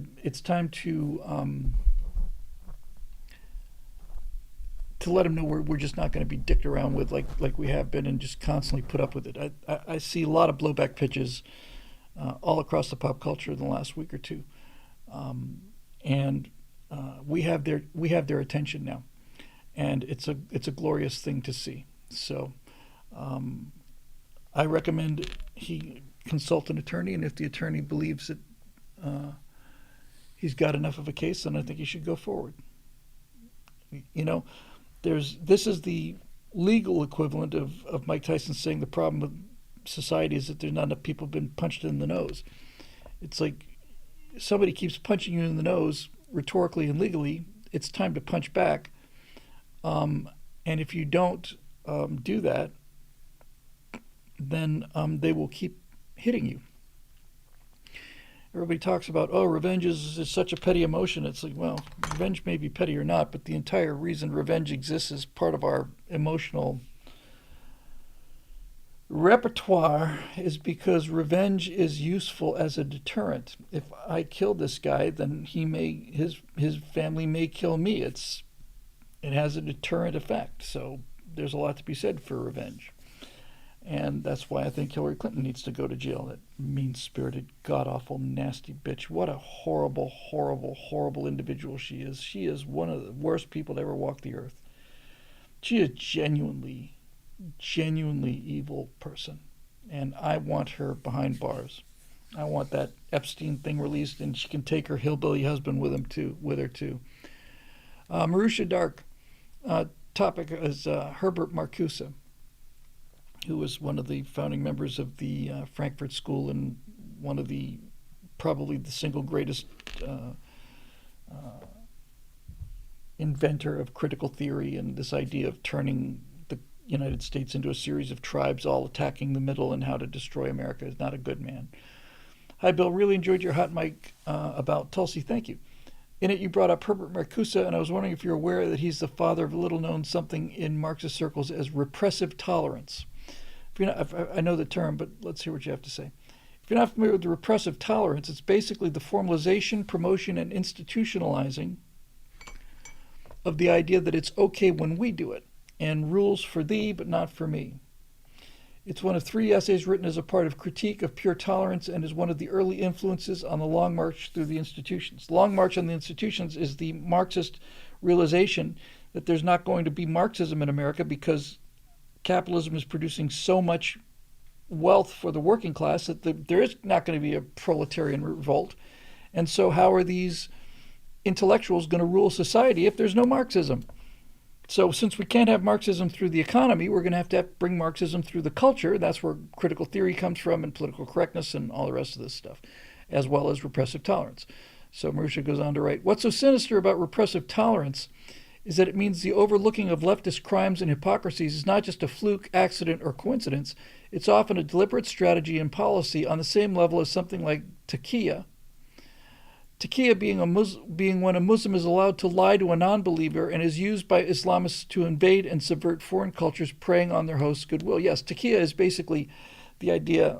Is this also the same definition, the same word as the Islamic word for a false truce, where you claim to set up a truce and you basically just use that to infiltrate their headquarters? And yeah, Islam is full of all sorts of things that are by Judeo-Christian ethics.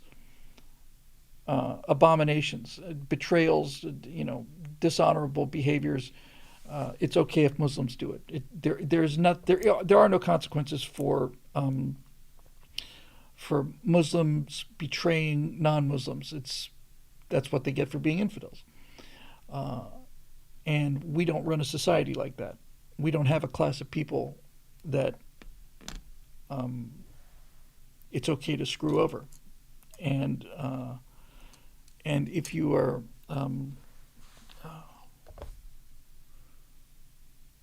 come on.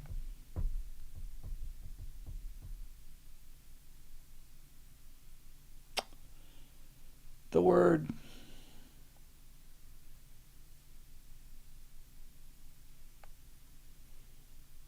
It'll come to me. Dimmy. If you're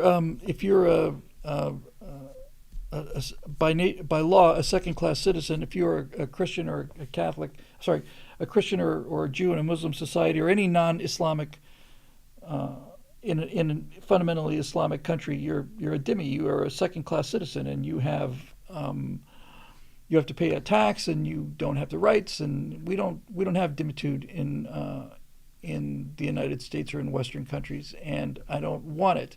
But I also don't like being played for an idiot either. So there's something to be said for smacking back on that one. Yes, and it has a demoralizing effect as well. When you see people accusing you of being Hitler and then getting away with it, but when you try to criticize them on anything, they get completely outraged. This is a version of this where it's, repressive tolerance. We're the people of love and understanding and inclusion, except unless, of course, you disagree with us, in which case you're a horrible Nazi, mean-spirited hate monger. And being called hate mongers by people that are hate mongers is annoying and tends to get you angry. And then if you're angry long enough, you get depressed and disgusted and revolted. And the entire purpose is to get you to go home and give up. That's what these people have to face. The the Marxists and the leftists cannot defeat the immaculate beauty of the United States of America. They cannot win. All they can do is have us surrender. And that's the only way they can win. They can't beat us. They just unless we surrender. And that's what they're trying to do. So there you go. And she's got some essays. So if I can have a chance later to take a look at those, I'll do that. Ray Juarez, hey Bill, commenting on the YMCA episode. We Gen Z grew up on YMCA and Kung Fu fighting during our PE time. Do you think that would be at all help with his popularity, or do you think it's just a fun coincidence? No, everybody knows YMCA. The song was as I mentioned on my right angle episode called Young Men. The song was written in 1978, and it was popular in 1978 as a disco song. If you look at because I did, if you go look up the original video for the Village People for YMCA, they're singing the song, but they're not doing the YMCA thing. That came much later. I didn't know if it came from phys ed classes, but that makes sense because it looks kind of like calisthenics. So so it's just one of those songs that's you can't say that it's been popular for lo these many years, 40 some years, because of the depth of emotion in the lyrics. It's fun to sing. It's very, very catchy, and it's a joyful song. I went and saw, like I said, I saw the original music video on YouTube, looked it up, and and the first comment was, well, that was 4 minutes and 20 seconds of pure joy. And it is. It's just fun. And it's one of those songs that you cannot not sing along with. Once it starts playing, you just can't not sit there and go, YMCA. Everybody has to do that. It's like Sweet Caroline.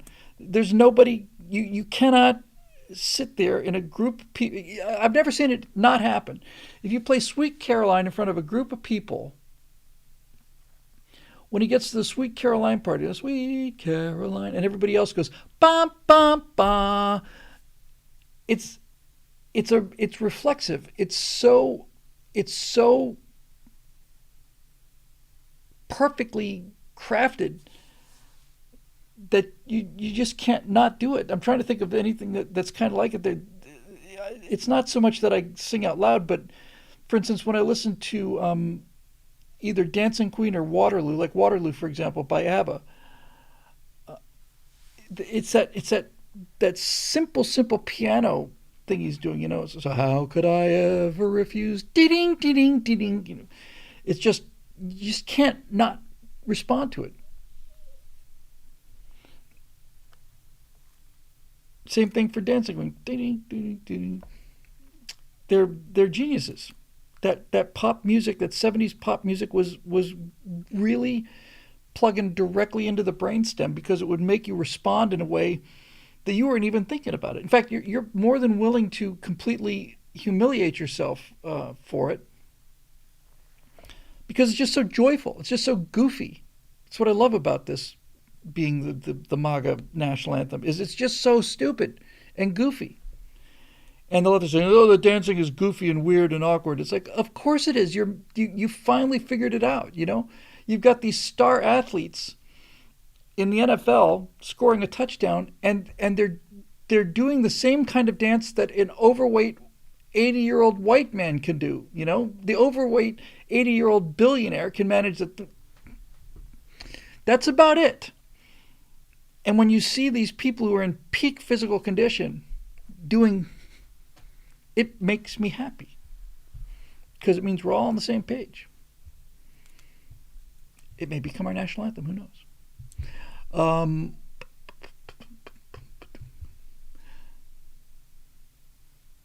Marisha says Piano Man, on the other hand, is very catchy. Piano Man is a beautiful song and it's a deep song, but Piano Man has nothing in it like the ding ding ding or the ba ba ba. It just doesn't have it.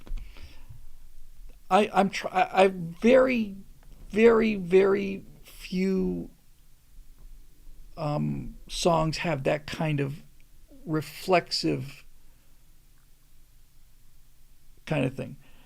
Dude Man says overweight Trump is 6'3" and 215 pounds. I'll have you know. Yeah, I saw him in the McDonald's apron, and I love the man. I'd like to see the man lose some weight. Donald Trump is heavier than he should be, and I wouldn't describe him as fat, but he's overweight, and we can't afford to lose him. Certainly not to that. Although he seems to be strong as a horse, so who am I to say, And I imagine he eats rather well. Dude, man says not an ounce of body fat on him. That's right, a sheet muscle. You make an excellent point. You're absolutely right. He's just sheer guts and sheer sheet muscle on that guy. Because he's a tough dude. I'm growing to love the man. And I have for quite a long time. But like I said, the assassination attempt is when that's just when I went, all right, it's not even a question of me admiring and liking him anymore. Now I actually love the guy.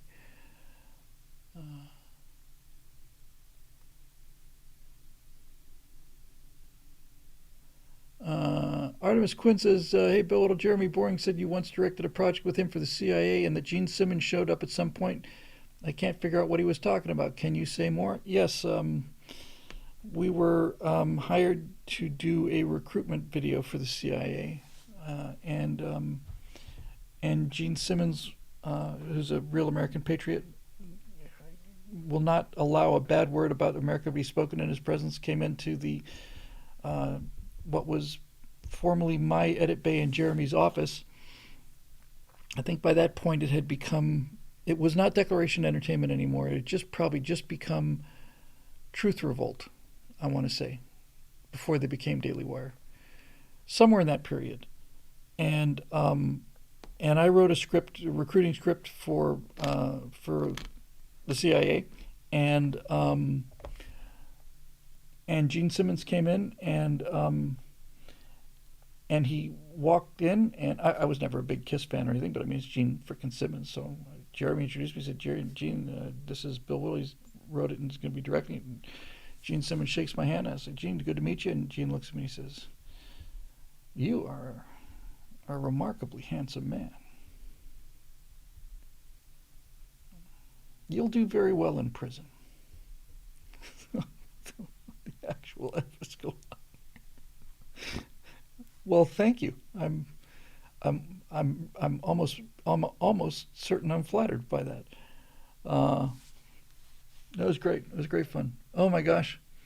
Tuesday's Avenger with $100 super chat. Quite a few fun interviews on YouTube with folks in Japan about the election results. Interesting to see people in a very different world describe Trump as a manifestation of America. We remembered that we're supposed to be fun. Well, first of all, Tuesday's Avenger, thank you for the super chat. That's exceedingly generous of you. But yes, that's what I got too. I've seen soccer players doing the Trump dance. And I like to think I'm getting the sensation. I throw a pretty wide net, censor net, and I'm getting the sensation that people overseas who used to buy into the Trump is Hitler is demonic, end of the world, end of the country kind of thing. I think they see him dancing, and it's just hard to imagine Hitler dancing like that. Hitler having that kind of fun, and mostly people. I started the show with this. It's just so good to see people wearing Trump hats or Trump shirts or things, and not having to worry about their cars being keyed. Not that it doesn't still happen, mind you, but it's just it's just liberating to be like, okay, it's like it's like you don't get to claim to be, you don't get to claim it's your culture anymore and that we're just some sort of weird cult. It's our culture. It's always been our culture, really. But, Salty Warpig says the regular folks in Russia love Trump. Well, they'll love him better if he can put an end to this war.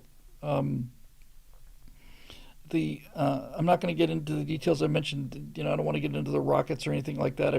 And part of this is because I've been dealing with this at home. I'm married to a Russian woman, and once they were talking about opening up rocket attacks into Russia, she really got really worried. I have a mother-in-law and a stepdaughter that live in Sochi, which is on the Black Sea. It's about 400 miles from the front lines. It's a resort town, but it is an airport there. And I told them there's no way that anything is ever going to happen to Sochi. It's like nobody, if you're going to launch an invasion of the United States, you don't start by invading Anaheim so that you can get to Disneyland. And then Ukraine hit fuel storage dumps at Sochi airport, and that kind of shut me up. So I've been dealing with that at home, and I'd prefer not to deal with that tonight, other than to say, Trump, thank you, Dave, I'll do that. Trump understands what both these parties want, and he knows how to make deals. That's what he does. He's a deal maker. So I think the obvious answer is that if Trump can find a way and this is what it will take nothing less than this. Excuse me. Trump is going to have to figure out a formula that will allow Vladimir Putin to go to the Russian people and say, all of our efforts were not in vain. We won. We went what we went in there for. We accomplished. We've won. And then Zelensky has to go back to his people and say, all the suffering we've endured and all the sacrifices we made were worth every penny because we won. Both sides have to go back to their people and say, we won. If that doesn't happen, then it's going to keep on going. That would be a good day. But clearly, both sides want this to end. So otherwise, it would go on forever. But it's just a meat grinder, and both sides want an honorable. They don't want. It's not even an honorable way out.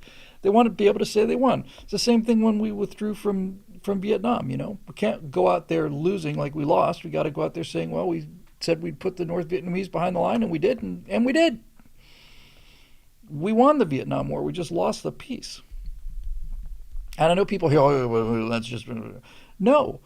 The communists invaded South Vietnam. Mark, I listened to the mendacious manatee of Michigan bloviating about how the United States invaded South Vietnam. It's like, we didn't invade South Vietnam, Michael Moore, you stupid douchebag. We went in there as a result of the communist invasion. You guys invaded Vietnam, Michael Moore, as David Goody says. What a complete idiot. What an absolute... And by the way, it's so satisfying to have people say, who? Michael who? Yeah, exactly. You were done when Bush left office. and you got to endure 2 terms of Michael Moore, so that's kind of cool. So anyway, um, so yes, that YMCA song has been popular, has not stopped being popular for 40 years. So hooray! I think it's awesome. It makes me misty eyed seeing it still. So I say keep it rolling. Roadrunner NM. Greetings from William. Hello, Roadrunner. After months of not taking the campaign for granted, can we get cocky now? Yes, we can. We can not only get cocky, we can get damn cocky. We can get, we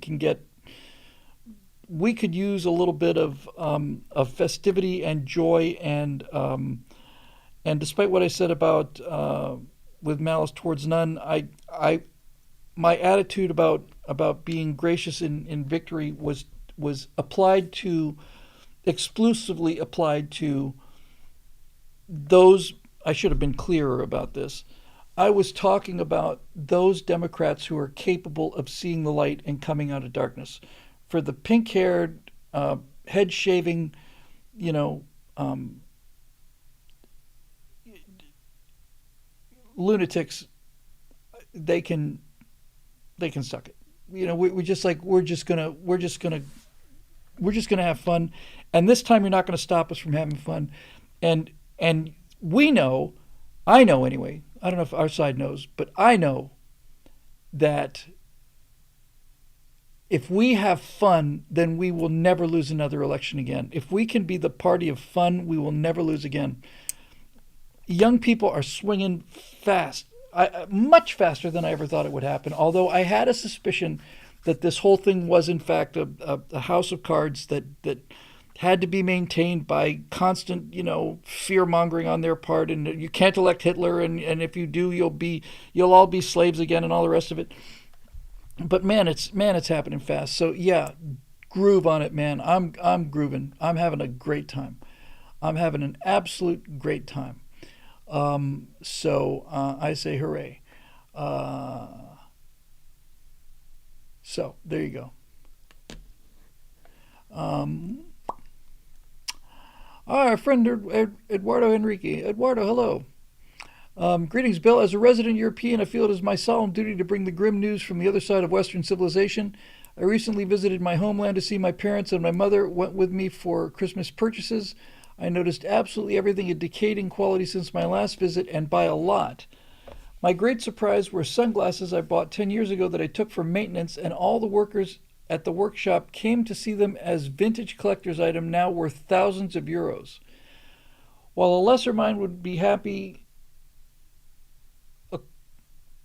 while a lesser mind would be happy a quality while a lesser mind would be happy a quality yet not luxury item bought years ago is now suddenly much more valuable, I see it as bad news for our future. I'm reminded of Mad Max and how the dollar store items were a luxury in that post-apocalyptic wasteland. Are we going in that direction? No, we're not, sir. We're going in the direction of building a starship a week. That's the direction we're going. You always mention that how we were robbed of our future, and as I see the quality of everything around me decaying each year, I can't help but feel grim about it. I see quality generally improving, with the exception of products from China, which are shocking. Shocking. We've talked about this before. I'm not saying every single Chinese product, but I'm saying, yeah, I am. I'm saying every single Chinese product. The strategy is to make something cheap enough so that people will buy it, and so inexpensive that it is not worth the trouble of getting a refund for it when it turns out to be absolute garbage. So I think that's the basic key to the equation. I don't think that our quality's going down. Well, look, it depends on how long a view you want to take on it.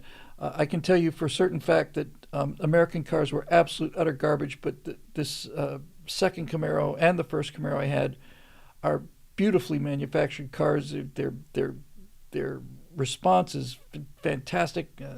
They're just really much better than they used to be.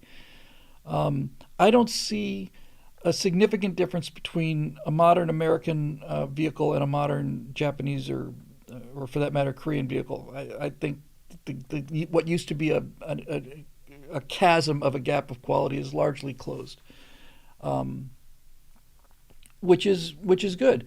And now everybody's looking at the future, and now we've got these companies like Anduril and these these innovative tech companies that are coming up from the bottom, and SpaceX rules the universe and gets brighter every day, and I love that, but I don't want SpaceX to become a monopoly on awesomeness. I want to see 1,000 SpaceXs bloom, and that is happening in this country. And we are. I genuinely believe we are heading for an absolute golden age. I really do believe it. And I haven't talked about this. I'm sure everybody's had this thought. I worry that something's going to happen to Donald Trump. I worry that something's going to happen to him before his inauguration or during his first term, or I mean the rest of his second term, whatever. I worry something's going to happen to him. But I also console myself by saying at this point it's actually it's too late to stop now. If something were to happen to Donald Trump today, then JD Vance would take over, and the mood is the same.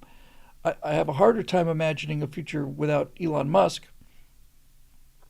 but nevertheless, he does not run SpaceX. The woman he's appointed to run SpaceX is doing a crazy great job of running SpaceX, and I just feel like that this is inevitable. This it's morning in America again, and I wasn't too young to miss the last morning in America with Ronald Reagan in 1980. I wasn't too young. I was too stupid. I was on the other side then. I wasn't anti-American. I was just dumb. This was 5, 6 years before I went through my Narcotics Anonymous bout of humility, which caused me to question everything in my life, including all these things that I believed. And most importantly of all, the one thing that Narcotics Anonymous beat out of me was the idea that I was this really smart guy and that I had all the answers. That is just poisoning. So yeah, I say run, man, run. I don't think we're going in that direction. Back to the question, you always mention how we were robbed of our future, and I see the quality of everything around me decaying each year. I can't help but feel grim about it. I don't see that, Eduardo. I see cheap goods flooding the market. Some of them are adequate for what, especially given the fact that you pay so little for them.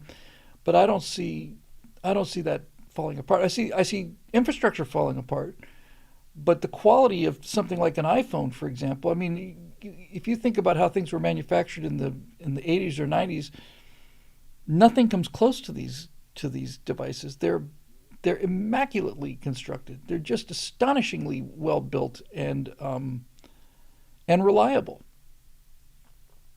And airplanes, general aviation airplanes, are getting better. The Cirrus jet, the Cirrus prop plane. These are much better airplanes than Cessnas and Pipers. Much better. So I'm feeling pretty cool about this whole thing, to be honest with you. Um, so for some reason, I just glanced up. I have read all of the three parts of the William Manchester biography of Winston Churchill. Read them several times. Um, I mentioned Hermias too. Chuck the Merciless in the Twitch comment section says Hermias is building up to Mach 5 air breathing launch from a runway test airframe. First supersonic flight of the second airframe should be 2025. Yeah, and Boom and all these guys. I've talked about all these companies on the right angle shows. So I'm feeling good. How long until dollar store goods are luxury items? Well, I can't speak for where you are and where you had that experience, but here in the good old US of A, I'm feeling bullish, man. I'm feeling really good about the future. Um, Best of luck for all your projects in the U.S. The EU is still a sinking ship. I am stuck at. My very best regards. Well, come back home, dude. Just come on home. You know, if life is really that miserable, then just come on back. Um, I know there's, I mean, I'm married to a woman who has got family in Russia. We can't visit them, and they can't visit us. it's it's awful, but it's the way it is. My wife can't see her daughter. My wife can't see her mother. If something happens to her mother, then realistically, Natasha cannot go, especially given the fact that she's married to a guy who wrote a series called An Empire of Terror. They're not going to. Now she is a U.S. citizen, but this really shocked me. There was a U.S. citizen, Russian U.S. citizen who went back to Russia. I think she was a gymnast or a ballerina, one of those two, ballerina, I think. And she was arrested because she made a $50 donation to a Ukrainian charity, and she was arrested and put in jail in Russia, which would be one thing if she was a Russian, but she's an American citizen. And I told my wife, I said, honey, this is what we have aircraft carriers for. You arrested an American citizen for something like that. It's not the same thing as, look, if you go to Russia and you bring a bunch of marijuana with you, and then you need to go to jail and stay there, grinds. This is your mistake. But just arresting a U.S. citizen, it's like, you're damn right we should fight over this. If you don't fight over this, then you won't fight over anything. You've got to make it crystal clear. It's like, we're going to get our person back, or you're going to start seeing some cruise missiles. Just see if we're joking. Just see. We're not joking. We take it seriously now. This is not the nation of wimps and fools that you've been dealing with on and off for the last 35, 40 years. So there we go. Jacob Belchek.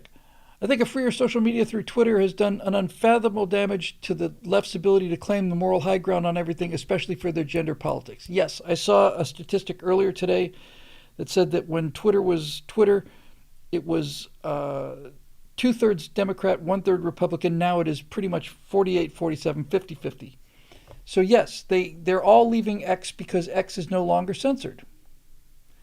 That's why they're leaving X. We can't stand it here anymore because Elon Musk has removed the censorship.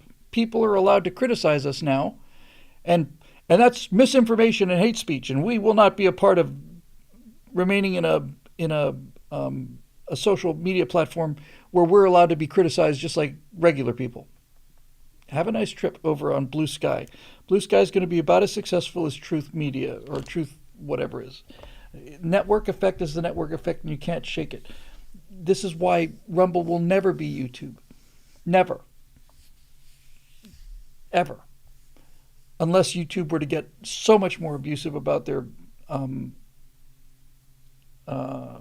censorship than they already are.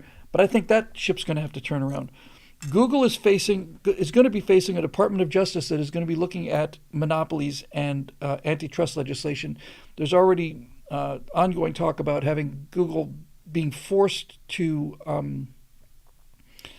relinquish Chrome as part of their company. That they're going to have to spin Chrome off into an independent company, break up Chrome, because the idea that your browser and your search engine are tied to each other is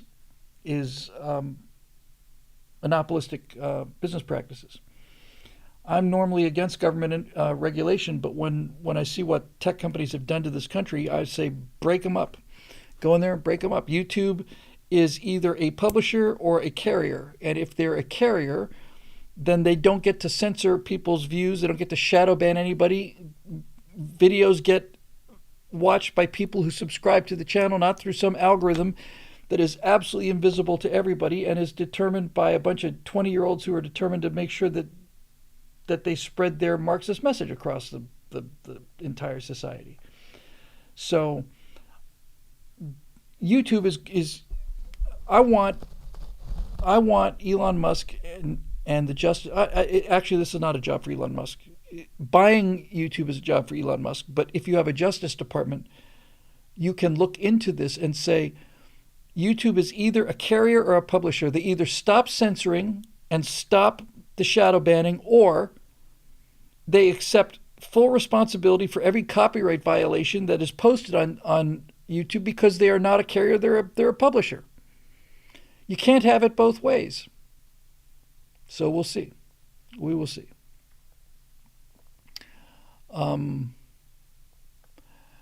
As you said on the Right Angles this week, we're now the cool kids that say the funny things and party with the pretty girls, but a total defeat of the left would mean making being a leftist something shameful and repellent. Yes, yes, that's where I want to go. Is making them shameful and repellent, making wearing the hammer and sickle should be as repulsive and as socially suicidal as wearing a swastika. That's where I'm headed, man.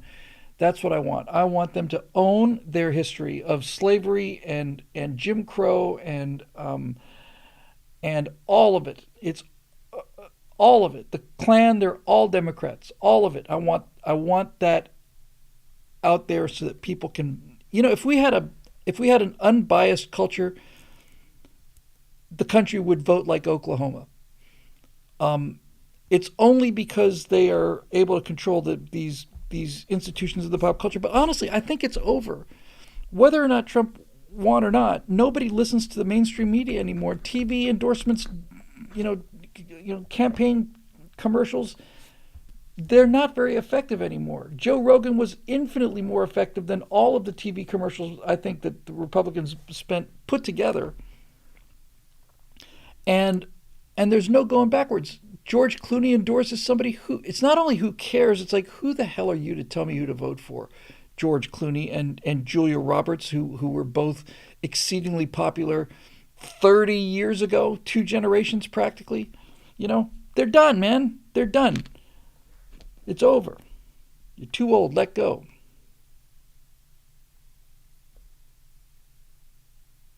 You don't know me. You're too old. Let go. It's over. Nobody listens to techno. Nobody watches the Oscars. Have a nice retirement on your multimillionaire lot. I would. I think I wouldn't trade. I'm at the point now where I wouldn't, and I'm giving them as much credit as I possibly can. I'm bringing out their biggest guns. I think I'd rather have Critical Drinker than well,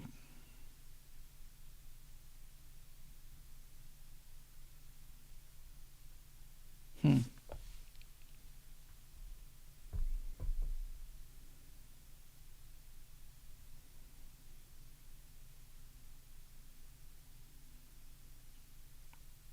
I'm just running through who I'd trade him for, or who I think he's worth. Just as one example,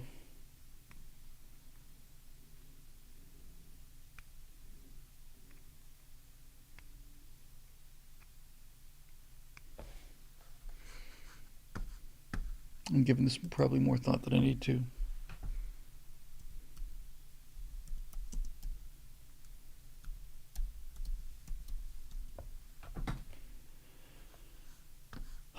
I think I'd rather have Critical Drinker than Taylor Swift, to be perfectly honest with you.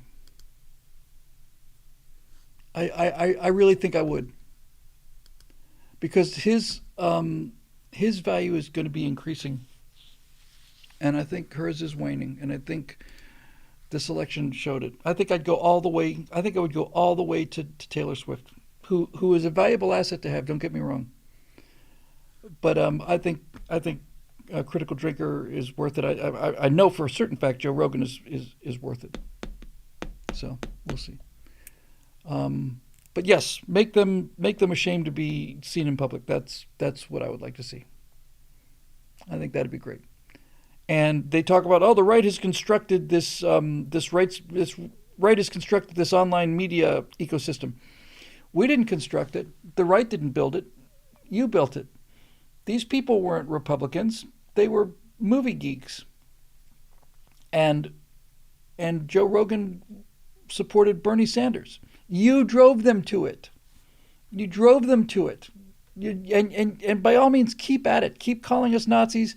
Keep saying that Kamala Harris lost because of misogyny and racism, that she was unbelievably talented and totally the most totally prepared and qualified candidate ever. And the only explanation for Kamala Harris losing is how racist and stupid people are. Just keep running with that football. I beg you. I beg you. Please, please, please, please. Yeah. Dave Big Booty says Elon voted for Obama and Biden. He voted for Joe Biden. Now he and Trump are BFFs. It's amazing. Steve Young, broke college student. Dave Olson. And I'm not going to do the duplicates. I'm just kind of burned out here. Um, Steve Young, good evening, Bill. Hey, Steve. If Tulsi Gabbard is confirmed as director of uh, DHS, well, she's not up for DHS. She's up for director of national intelligence. Uh, it's not Tulsi Gabbard. You're thinking of Kristi Noem, I think. Do you think she will have the person that put her on the Quiet Skies terror watch list brought into her office and fire them on the spot? Everybody Donald Trump is appointing are people that have been harmed by the agencies that they are about to take over. Matt Gaetz was uh, persecuted, not just prosecuted, persecuted by the Justice Department. Everybody everybody that he's appointing are people who have a chip on their shoulder about the agency that they're about to take over, which I think is just exactly what we need. Absolutely perfect what we need. So yes, I think she's not only going to fire that person, she's going to fire everybody. I think they're just going to go in and just slaughter them. And I think that they can use Elon and Vivek's cost cutting thing as a fig leaf to cut. In other words, if somebody can come out and say, look, they're wasting all this money, we have to cut 3/4 of them. And oh, I have to cut 3/4 just to save. Well, in that case, then I know exactly who to start with. Get me Karen on the line and have her come up and see me right away. Couldn't agree with you more. Broke college student. Hello, Bill. Hello, Broke. In recent shows, you've talked about doing conspiracy theory for DW. You mentioned that there are a number of conspiracies that have gained traction on the right. Could you list a couple in your series? What would you explain for each conspiracy the gap or desire that's filled by the conspiracy theory? Broke college student, I hate to do this, and I don't do this very often. I really don't. I just don't want to talk about this right now. It's not any secret bad news or anything. I just don't want to talk about it. And you mentioned here one conspiracy theory I've been seeing more recently is that the GOP is financially compromised by Israel, more specifically by the Likud party, through lobbying arms of groups like AIPAC. If it turns out that this is what they want me to do, I'm gonna just refuse. I'm just not gonna be that guy. I'm not gonna be their guy that everybody hates. I'm not doing that. When I talked about it, I was talking about the classics, things that I had a background on, including things like who wrote Shakespeare and who was Jack the Ripper and all of it. If they want me to basically say, one of the examples they used was that, I had to talk about where are the missing 20 million votes or whatever. It's like, I'm not going to do that. I just don't feel like doing it, and I don't feel like talking about it.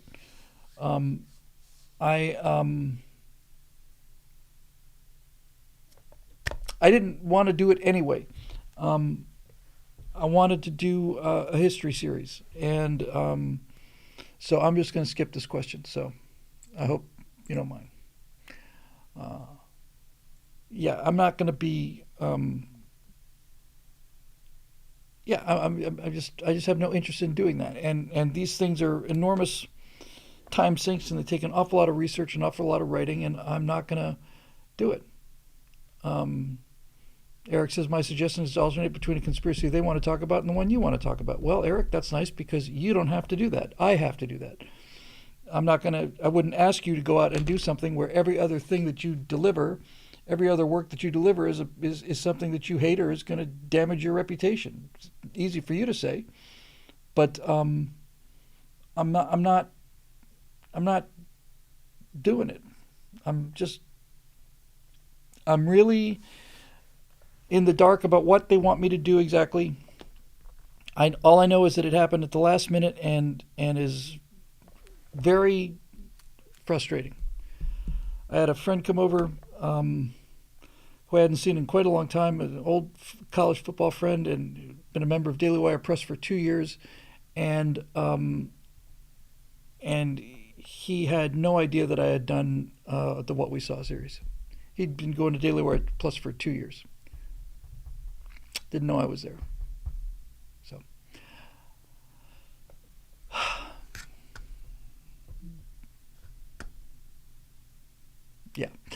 Dave Olson, I think this will do it for the night.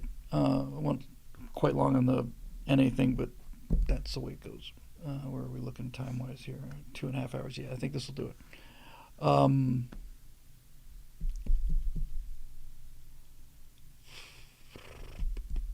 it. Dave Olson. Hey, Bill, it's time to talk turkey. No, I don't mean next week's absence of TSL when we'll all be in tryptophan stupors. I'm talking about the soon to be legendary first annual Straticon. I've lobbied for a midweek gathering so the rates will be lower and places will be less crowded, and I'm also hoping we can do a live TSL from the actual Stratosphere Hotel. I think that let me just deal with that one at a time. I got a bad feeling about a midweek Stratosphere Lounge conference because if it's in Las Vegas and if it's in the middle of the week, yes, you may get cheaper room rates, but you know, there's not a lot of people can take 4 days off of work because it would have to be 2 nights if it was worth doing, and I just don't see that possibly happening. But I'm not the guy to ask about this. I need to find somebody who knows how to do these things. But in any event, most of in the chats are looking at early April for the week of the 3rd or the 10th, but not on the 17th because we don't want to mess up anyone's Easter plans. I'd also need to reserve some space to do a live show if you're willing. I have no idea what they cost, but I'm sure we can throw a few bucks into the tip jar. Thoughts? Yes, we'll definitely have to do something. I think first week in April seems like a good time because my birthday's on the 7th and Natasha's on the 6th. We could all go out there and do that. I don't know. I may be wrong about the midweek thing. It just seems like it make it harder for people to get there. We need to nail down the dates before January. That's fine. Just right now, I'll have more time over the, after Thanksgiving.